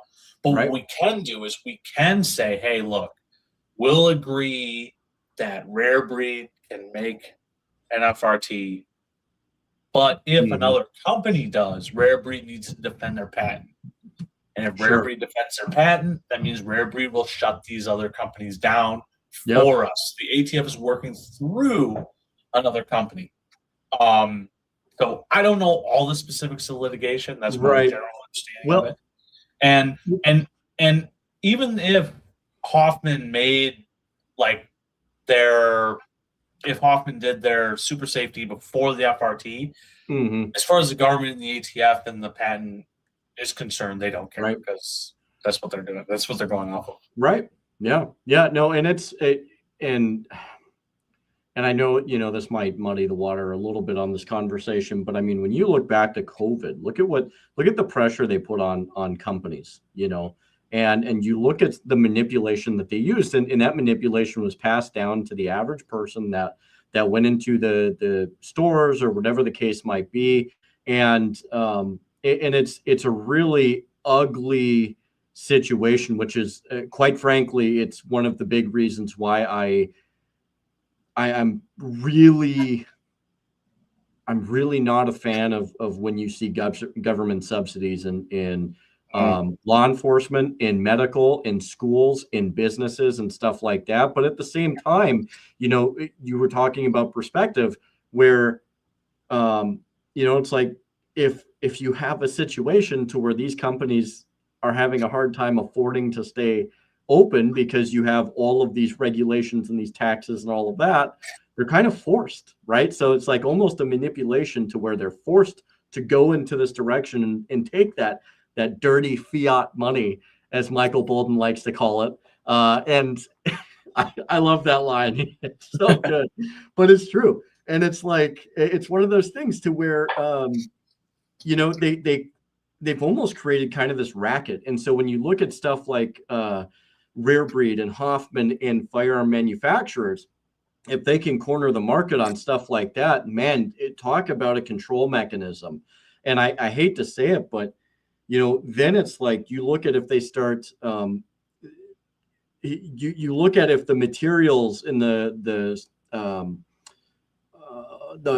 products that you need to utilize in order to make these parts. Imagine if that gets worse, right? So now the only thing you have is like a subpar component for your firearm. Dude, they could pretty much just wreck the industry, at least as it pertains to the proper market. Because one thing that I have learned over time is if there's a will, there's a way. And there's a very robust way that a lot of people for a very, very long time have been able to, teamwork makes the dream work. That's all I'll say. I'm not going to go far beyond that because I don't need a Fed boy showing up at my door over this. But it's like, look, you tend to create markets, and people will find a way around it. So it kind of becomes one of those things to where, again, like it is a problematic thing when you look at the ability to make things at your own home, in your own business, all of these things, because it does have that trickle down effect. And I think whether it's something like that, whether it is something like raw milk, which is another conversation that I've had with Rebecca and I think one or two other people on here, or any other type of good or product, they're always constantly trying to control that curve, right? They're always trying to control what goes out, what goes, what comes in. Yep. And it's just, it's nothing. What it really is just a gross assault on liberty and the rights of the individuals and the ability, if you can start to control these mechanisms of society, then you can ultimately control the people. And now, again, we had this conversation about, optimism. There's a good amount of optimism. I'm an optimistic realist. I like to call myself. But so if you play the long game, well, there's a good thing to that. But I mean, do you?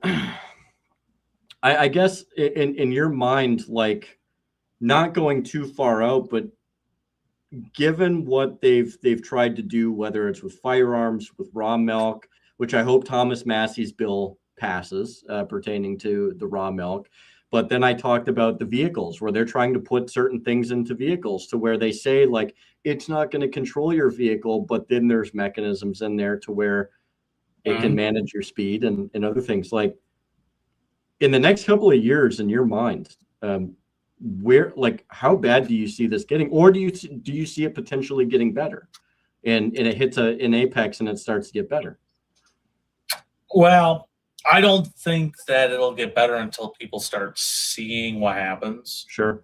Like, for example, kill switches and stuff in cars. Mm-hmm. You're not gonna hear people complaining about stuff like that until someone gets harmed. Yeah.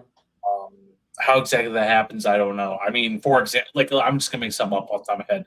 Say ICE is after an immigrant, and they're not actually an immigrant; they're a U.S. citizen. Okay, so right. ICE is chasing after the wrong person, and they have the person's license plate and is able to look at the VIN and turn the car off. And then they pull the person out of the car and beat them up or shoot them or whatever, and stuff of that nature. Until you see something like that, I don't think you're going to have people waking up.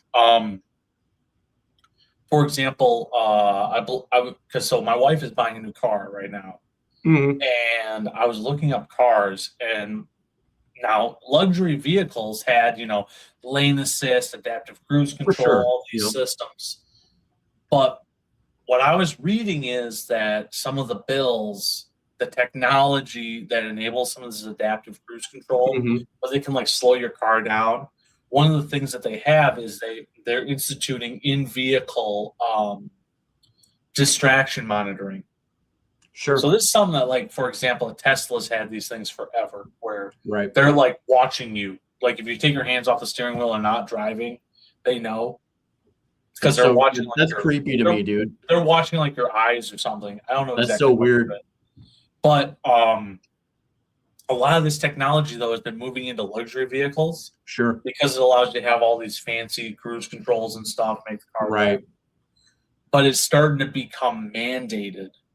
And so, yeah, there's not a kill switch in your car. Like the police can't just go turn off car number 2. Like they can't just do that. Right, exactly. But there is the systems in place in your vehicle that can monitor you and can kill it. Yes. Yep. And so, and when I say kill it, they just put it in like idle mode. So like, let's say if a police officer's trying to pull you over, right now they can't do anything, but let's say in a couple of years another law passes, and you say, okay, police officers are allowed to identify license plates, and they're able to put them in idle mode. Or worse yet, like let's say these flock cameras or these like surveillance cameras, like red light cameras or whatever. If a car drives through too many red lights or whatever, we're gonna put it in idle mode. And so the next thing you know is your car is just going at walking speed. You're like, what the heck just happened? And it's maybe you were misidentified. I mean, you could be misidentified. There was a woman in the Dakotas who was misidentified in like Florida or somewhere. I can't remember where exactly, but yeah, like this book, she's from the Dakotas. She was traveling like south, just enjoying a vacation. Next thing she knows, she's arrested because she was misidentified by one of these speed, like red light cameras. Oh yeah, it did like a facial recognition on her and said, "Oh, that's the woman we're looking for." Right. They arrested her. They like got her car. They arrested her, and I don't know the whole story, but I mean, she was let go because they realized she was the wrong person. Right. But that didn't stop her from going to jail. Right. Yeah. Or being in some serious trouble for a while. Really ruined her vacation. That's for sure. Yeah. Yeah, no, it's, I just look at all of this stuff legislatively, and it's just, I don't, and again, I try to see it from people's perspective, and I get that not everybody thinks the same way as you or I, or many of the people that we know. But how do you, it's like, how does somebody sit back and not see it as like an affront to like even just like practical things of their life? It's just like you step back and I mean, we could talk about the liberty aspect of it, and there is an affront to liberty. There's an affront to individual rights, but I think just in a general sense, it's just like, dude, like say you do have one of these vehicles, which I think some manufacturers by 2027 are planning to have some of these things already just in their vehicle, and you don't get a choice. But it's like, I think a lot of them this year have them. 2026. Okay, so it came on sooner than some of them were saying then. Because I had heard 2027, but it's like, say you're just trying to go to work, dude, and it's just like all of a sudden this, your car starts to slow down or whatever the case is, because they're sitting there watching you, and for whatever the case is, and maybe it doesn't even have to be a law enforcement related thing. It just like the car malfunctions. Then what happens if it locks up? The computer does this, and now you're out of a vehicle. Now you can't get to work. It's just like there's so many other things to where, and I'm not saying work is a right, and I'm not saying that, but like the point being is like it's just an affront to being able to live like just in general. Like you're going to see things that are going to impact people in one way, shape, or form or another. And that enough should just be paused for the average person. Right. And so, I guess to kind of bow tie this, I think it's something people should pay attention to. I know there's a lot of chaos in this world right now with Iran and with Venezuela, which Venezuela, if you know anything about the oil, it's, that's a whole other conversation. But let's just say that there's nothing magnificent happening right there now. We're not quite getting the return on investment over there right now, as I think that Trump said we were supposed to, but I digress. There's a lot of crazy stuff going on, but we should have an eye turned on to where we live, right? And being ever watchful of not only what happens just in our own country, but what happens in our own states. And I would argue our states especially, because that's where I think you're going to see a lot of those immediate abuses, and they're going to come incrementally. They're going to come subtly. And before you know it, they had a town hall they didn't tell you about, which they like to do a lot, and now it's just like you're paying a tax on this, or you need a license for this, or you need a permit for this. And sorry, Charles, like you need to have 6 different licenses just to like put up a piece of drywall in your house now. It's just I know it sounds extreme, but it's like, dude, I mean, there's it's not extreme. That's what it is. Like I've had to deal with, I think someone asked like how like someone asked me like, how does the government actually interfere in your life? Yeah. And like, what are the top like couple of things? Right. And I'm like, well, one, I was trying to start a small business, not harming anyone. And I just started getting cease and desist letters from the township. Yeah. Everything's in my garage. I wasn't harming anybody, wasn't causing any problems. None of my neighbors actually physically came and told me that they were having a concern. It was just like, oh yeah, according to ordinance, you're not allowed to do X here. Right. I'm like, what? Okay, yeah, I get that, but like that's not my goal. Like, what are you doing? Yeah. And so like there's that. There's inflation, there's taxes, those are obvious you see. There are lockdowns during COVID. Those were another one that were like, what the hell is going on here? Yeah. Go ahead. No, I mean, that's about it. But yeah, we're already seeing all this stuff. I mean, I asked probably over a year ago. There was a bill in Michigan that said like, should there be a license for interior decorating? Oh my gosh. Okay. I asked some people I knew. I'm like, what do you think about having interior decorator license? And they go, well, you have to have licenses for all sorts of stuff. What's the problem? I'm like, what? Like, why is the attitude that we should have I know I'm straw manning what an interior decorator does. I'm sure they do many things. I'm sure it takes a lot of ability. Yeah. But to be able to tell someone what color paint to put on their wall makes no sense at all to me. Like, why do you need a license for that? That makes sense. So I know this is a debate, and I shouldn't say I know this is a debate. It is something that I've heard people talk about, rather, which is if you're licensed and you're insured and you're vetted and all of these different things, you have all the nice papers. It tends to, like, to people, it makes you more credible. And I think that's the argument a lot of people make, is like, oh, well, it clearly, like, this must be a credible person. But I hate to say it, dude, like, I don't know if anybody's noticed, but for all the bad companies that aren't insured and licensed and bonded and all of that, there's a lot of freaking businesses that still don't know what the heck they're doing. And I would argue there's a lot more than people realize that have all the paperwork in line. They've done all the things, and they probably actually know the law better than the person who gave them the licensing, so they can skirt around some of these things. So it becomes like, like, I don't necessarily look at this and be like, oh, that's great, like, you're licensed to do this, but like, I'm still taking a risk.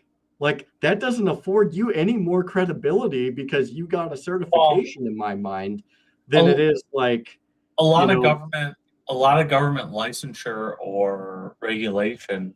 What it is it's an ability to do something. So kind of like what I'm trying to say is that, like, for example, pollution, soot coming out of a chimney. Yeah. So industrial plants for a long time, like, let's say there's an old lady who she does her laundry and she hangs it up. The soot coming out of the chimney of the factory next to her, the soot comes and collects on her laundry. She goes out to pick it off the line. Right. It's dirty. And she's like, oh my gosh, my laundry's dirty. And so she can go to the company and be like, hey, you're ruining my laundry. Well, we get an EPA or we get something like Yeah. that. Right. And now the company is like allowed to release a certain amount Right. before it's considered a problem. So they have a license. They have a certificate that allows them to, release a certain amount of pollution. Right. So the old lady's clothes are dirty, but when she goes to the company, they say, "Hey, we're under our 1 million blah blah blahs for the year. Oh, so for sure. We're still good. The government says we're good, so take it up with the government." And so little old lady is like, "Well, I've just got dirty clothes now." And like that is a legitimate. I'd have to find the exact cases, but there are cases where pollution was being addressed by people being affected by the pollution. Yeah. Then government regulation, the EPA, and things got involved, and they enabled more pollution or more harm, and the inability of people to actually. No, that's a great point. That's a great point because for as much as I think perhaps both things can also be true to where it's just like I don't think licensing necessarily provides instant credibility, but I do think also like what you're saying is it kind of it's like a sense of protectionism, right? To where it's just like, hey, you make a deal with us and we'll make sure that you're not bothered by the little old Mrs. Anderson down the road, even though she's going to come and complain to us, and we'll just give her the what for, and she'll just fall in line because there's this, now you have authority backing you. And I think that creates a very interesting symbiotic relationship, no? Well, parasitical relationship, but symbiotic. That's even better. Maybe symbiotic for the parasite as in a politician and the people paying other parasites. Right. But I mean, I think I saw a report. You always hear about people talking about trying to get money out of politics. Right. So I saw like a report that said that most Michigan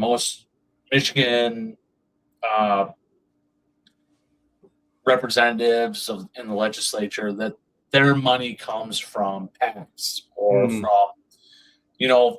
I don't want to say dark money is the right term for it, but it doesn't come directly from their constituents. So it's not like my rep that goes to the state house is getting their money from me. I mean, I can guarantee they're not getting any money from me because I've never given the guy any money, and I would never give him money. But but my neighbor who might like him isn't giving him any money either. He's getting money from someone else. And for example, in Michigan, one of the big ones is like the utility company. And so we have DT, which is Detroit Edison. So it's just utilities. And the utility company, they pay tons of money during elections to tons of politicians. And then after an election, they will petition the regulatory board and say, hey, we need to increase rates a little bit this year. Right. And then the regulatory board, which is appointed and approved by the people they pay to get into positions of power, say, yeah, you can raise the rates. And since there's no competition, there's no way to compete on electrical rates, and so they do whatever they want to do. Yeah. It's we at the podcast here, I should say, there is no we, there's just me, myself, and I put an emphasis on liberty and rights because all of this really does come back around to those essential things, right? And that was the emphasis of our founders. But there's a lot of things I could say pertaining to that, but I think George Carlin, one of his timeless quotes, said it so well to where it's one big club and you're not in it. And I think that's when you start to evaluate it that way, it's an honest look at things, but it should also be kind of an incentive for people to be like, okay, I don't like this. This freaking sucks, dude. So how do we start to change this? And I don't think that we're beyond being able to change things. I really don't. Like, I think even if we are on the downward slope and the thing that we know today, Charles, the United States of America, say it, and this is just an easy way of putting it, say it balkanizes, right? And there's like 6 different regions or whatever, and they're all their own little entities. It's like, even if we're heading towards that situation, we should still try. We should still try to make the best of the situation. We should still try to at least affect the outcome. So wherever you do end up, like, it's at least a little bit better than what you left, right? And so I think we try to stay positive. And you and I were talking about optimism and how, like, there is a long game component. And so I want to give you some time to talk about that as well. I'd like to start trying to wrap up. And I do have one question after you go through that. And it's one that I've seen tossed around a few times lately, but I would love for you to elaborate on the optimism, the long term, and kind of like the way that you look at things, because I think I really liked what you had to say. So so I'm optimistic. I'm optimistic about the future. I'm optimistic about humanity. I see a lot of short-term problems. I see a lot of issues, but I think long-term, I think it's good. And there's a reason why I am optimistic, because I think in terms of long-term, and I might not necessarily be optimistic about my personal financial security or my life specifically, or necessarily, the United States, but humanity in general, I'm optimistic, because I live my life trying to be as in line with the objective, natural reality. Meaning, what I mean by that is that there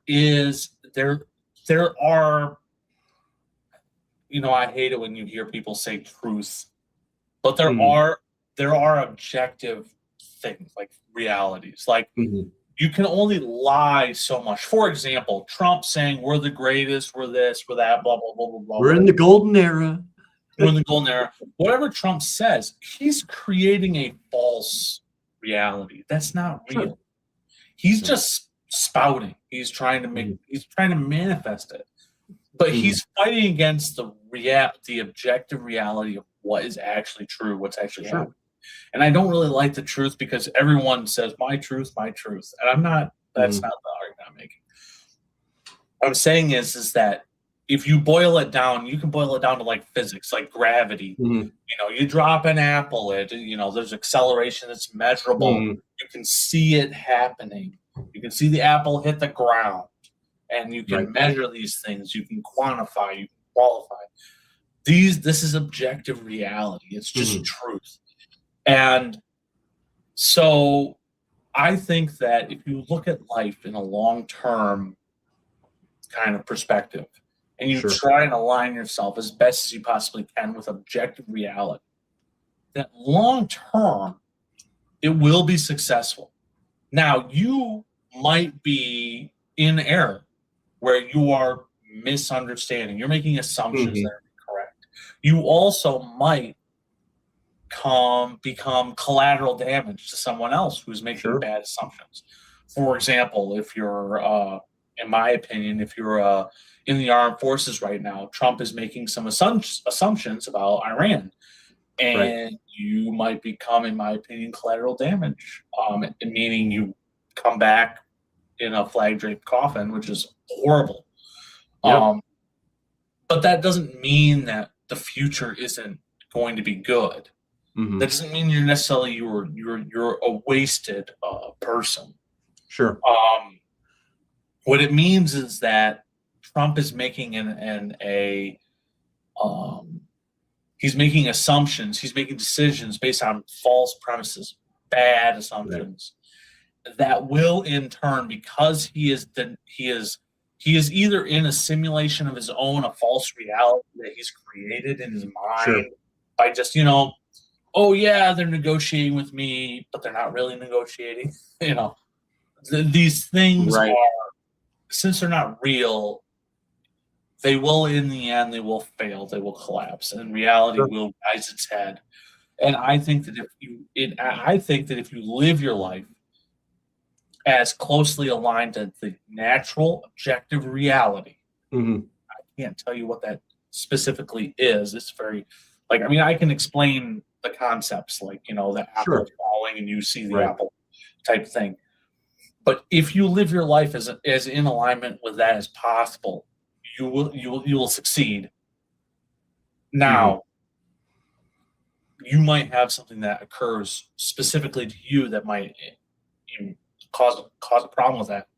But in general, humanity, if we look at history, we Right. started as hunter gatherers, and we've learned, we've studied reality, we've studied the world Hmm. around us, and we've built, slowly built, slowly built, Hmm. slowly built.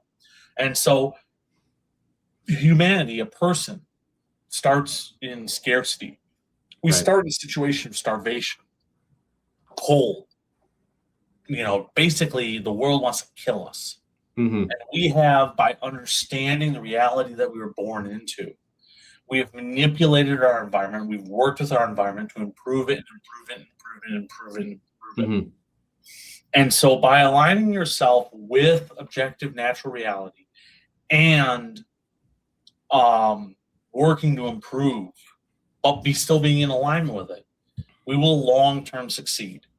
We Hmm. might, for example, we might have some crazy person who nukes the world, but there Right. will be pockets of people somewhere on the planet Right. who have thought ahead, prepared, Hmm. and they will survive, and they Right. and Right. and they will progress and move forward. And so, and you see it now with, like, for example, like Elon says he wants to have a colony on Mars. Okay, well, if Right. humanity becomes a space going species, Hmm. we leave the Earth. When we leave the Earth and we're able to survive outside of the Right. Earth, then if the Earth all of a sudden disappears, humanity still succeeds. It still Sure. progresses. It still flourishes. And so I'm optimistic because I see progress. And sure, we'll have things like we know of as like the Dark Ages in the medieval Hmm. times, the Dark Ages. But we'll have a Renaissance. We'll have Enlightenment. And the United States was born from Enlightenment principles, from classical liberalism. The Hmm. founders studying these things, they studied the Greeks, they Hmm. studied the natural law. Yeah. And that's what enabled the United States. It's what enabled our system of government, our Hmm. theories. And I think that will, even if we're right now in a time of an empire, I Sure. think that there's a lot of learning we can do. Yes. People say, there was that meme like a year or two ago that what are men thinking about? Oh, the Roman Empire. Yeah. Well, I mean, that right there shows that there's a lot of people thinking about these things. Yeah. And if we're thinking about these things, trying to understand them, trying to learn from them, trying to progress Hmm. and improve, that I'm optimistic that someone will find that Right. special something to continue us on. We'll have our next enlightenment. We'll have our next,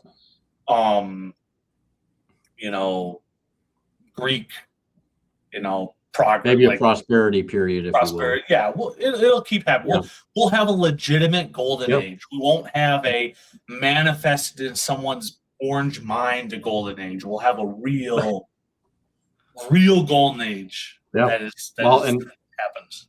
I think when it comes to liberty, you're going to know when you're in a society that actually appreciates liberty and embraces liberty. And there have been societies, even if it was for a short time, that have gotten to get as close to that as possible. And man,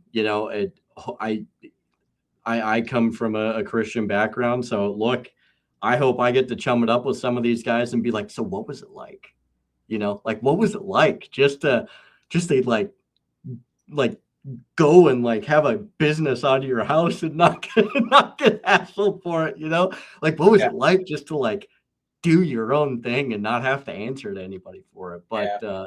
I mean, that's we honestly live in some of the best times. I mean, I it's understand it's not people it's not as bad as it things could are be. people Yeah.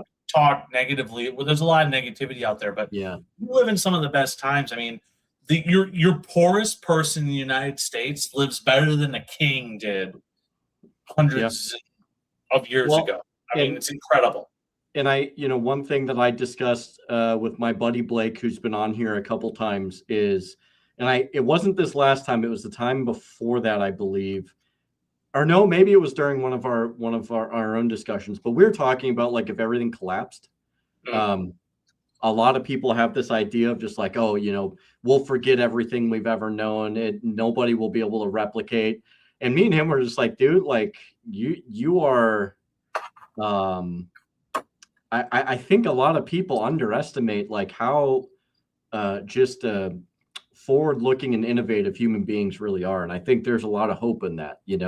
Where it's like, dude, like we could nuke the planet and we would still find a way at some point to manufacture a gun again. Like it's Yeah. and that's a very rudimentary thing, but it's like we would find a way back. We would still be like it's you would have people that would survive and they would still know how to manufacture certain things in their mind, especially if they've done it for a while. And it's so I think there's a lot of hope in our resilience, our persistence. There's a lot of optimism when it comes to like where we've come from. And I like what I like what Tom said here.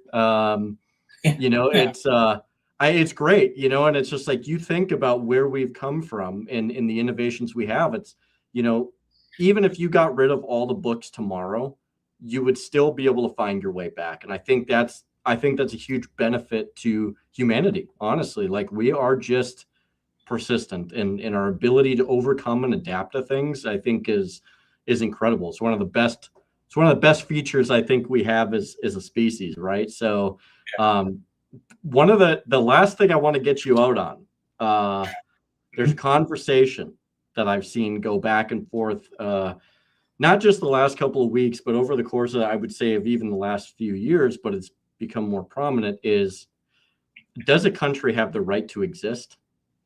And so you go ahead, answer it before I provide my answer.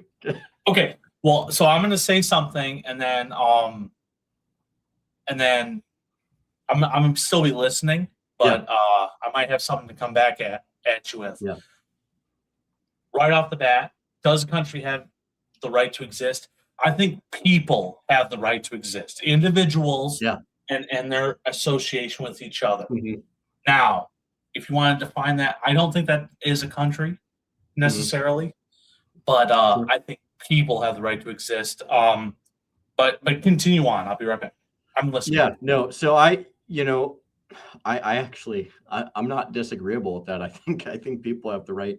We are ordained, at least in my opinion. I think we're ordained the right to life. But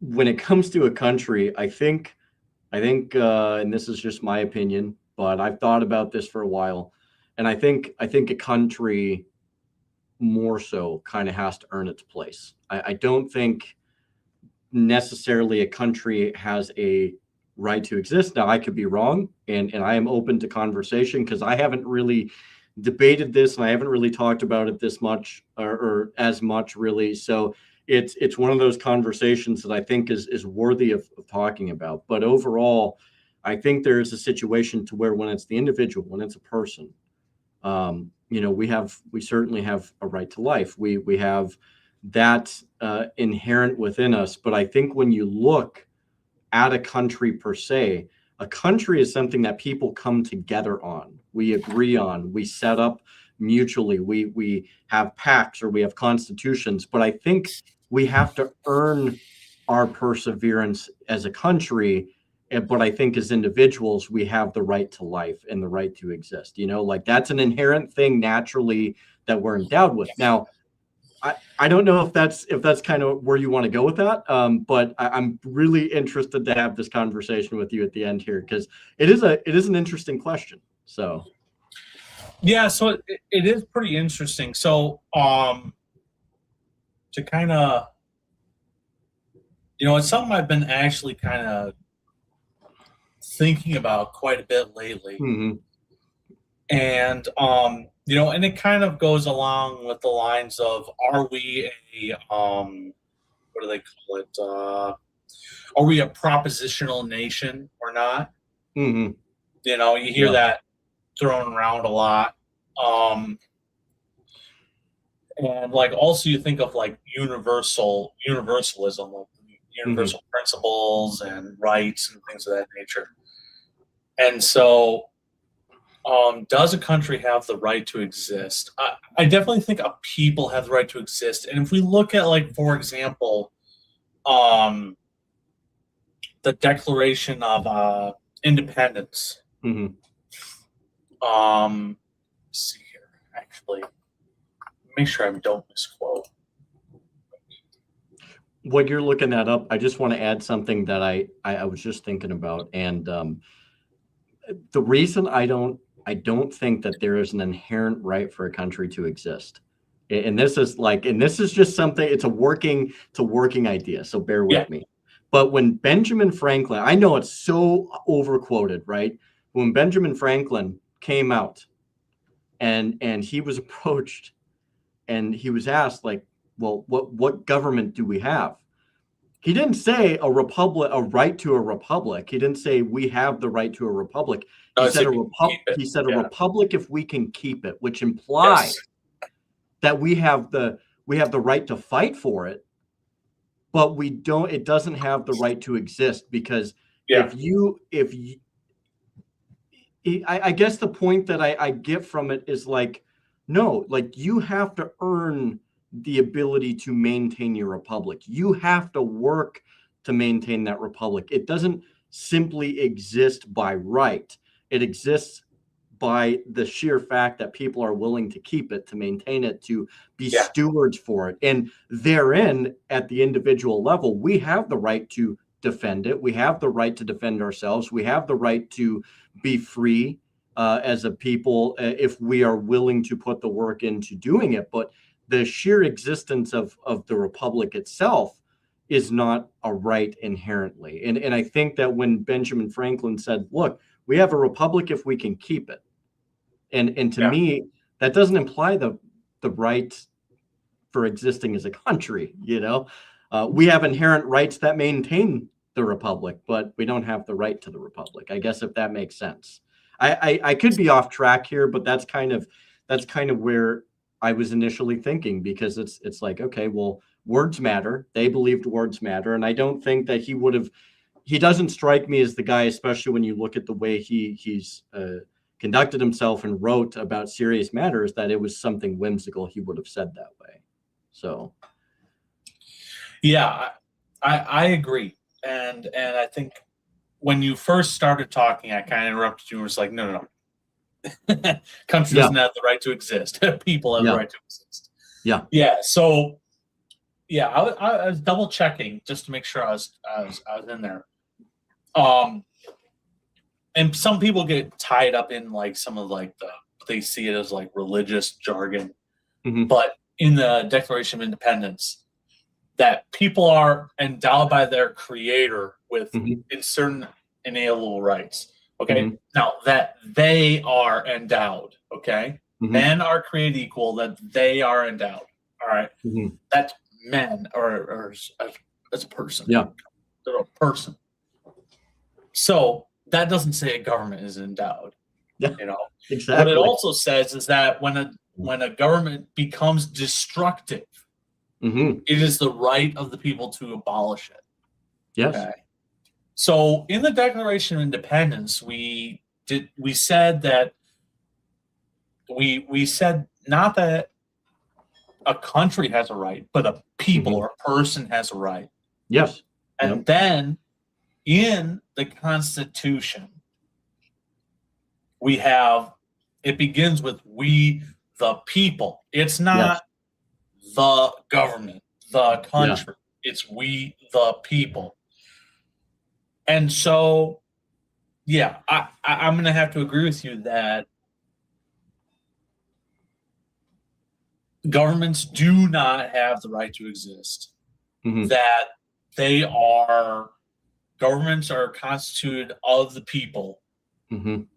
And I also think that at any time a person wants to withdraw their, I believe they use the term consent. They want to withdraw your consent from being governed. I think you should be able to. I don't understand exactly how that, like, when I say I don't understand, I don't know how that can be done practically in a very Yeah. practical situation. Yeah, I know think what right, you're saying. Yep. yeah, it's hard to describe. Like, for example, like, um, I am a individualist. I don't quite go to the level of calling myself an anarchist. I don't call myself an anarchist specifically because I do, um, well, I'm part of the Libertarian Party. I do Right. participate in politics. I pay attention. So I think that if I do those things, to call myself an anarchist would be a bit of a problem, Right. a bit of a contradiction. But I'm very sympathetic, and I Sure. don't have a problem with being with anarchists. Like, if we lived in an anarchist society tomorrow, I'd be all for it. Sure. I do consider myself an individualist, and I don't understand. I do not think that the way that consent of the governed is done today, or the way it's done in the United States, at this moment, is necessarily the way it has to be done. Sure. I don't see why you can't withdraw consent. Now, the exact mechanics of that, when I'm saying withdraw consent, I'm almost talking like a level of, I want to secede from the government at the individual level right now, for whatever reason. Yeah. So what you're saying is you have no overwhelming ambitions to secede and form the nation of Chucklandia, right? No, I don't. But yeah, I definitely think the United States does not have the right to exist, especially if it doesn't have the consent of the governed. I think that right now, if you look at how many people vote, I think that it's pretty obvious that most people do not consent to how they're being governed. Right. I mean, Trump and Biden before him, Trump, Obama before him, Bush. Yep. I'd say there's several decades worth. I don't think that any of them have had a majority. They claim a popular vote win here or there, but well, if you include all the people who didn't vote, right, it's definitely not a majority. So a minority of people want the government we have, and I don't think government should exist at all. Sure. As far as that goes. Now, people that decide to voluntarily work together and cooperate, I don't have a problem. I think that that's perfectly in line, and yeah, right on, brother.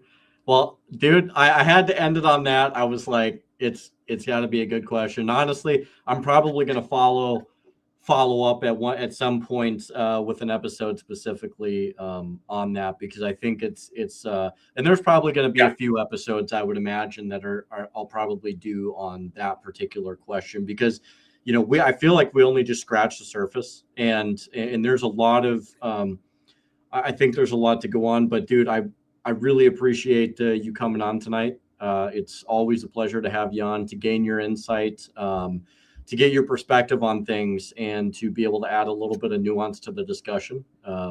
So thank you so much. And especially thank you to everybody who comes out to support the podcast. I really appreciate it. I can't do it without all of your guys' support. And you guys really keep me going and help me to kind of boost in the algorithm here. So really, really appreciate it. And next week, I'm still working on some plans for next week for the show. I will try to drop those via a post on the YouTube here. And I might try and drop maybe one or two more polls for you guys and gals to go out and to throw some votes on. It's always good getting your feedback and seeing how people feel, because it's that also provides some perspective as well. So Charles, thanks again, man, and we definitely got to have you back on again soon. It's always a pleasure. So hey, I'm glad for you having me on. And Yeah, I will say that last question, that's something that, as I said, I've been kind of going through it, thinking about it. sure. I definitely think I need to kind of nail that down a little bit better and understand Yeah, exactly where I right. stand on it, because I definitely think I come across a bit muddled Yeah. on it.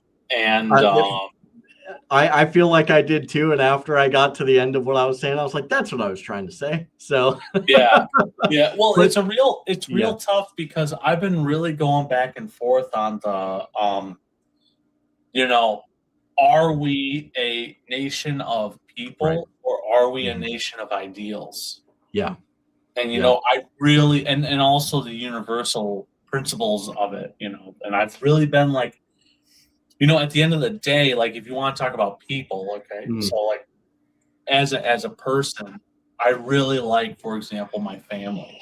yeah, Now we're being very, very small about this. mhm, Very small, like, okay, yeah, my family. But then I think about, but what about ideals? Like, mhm, are we that shining city on a hill type attitude? right. And I tend to bounce back and forth and not have a clear Mhm, vision of that or understanding of that. So that's yeah, something I definitely like to yeah, talk about in the future.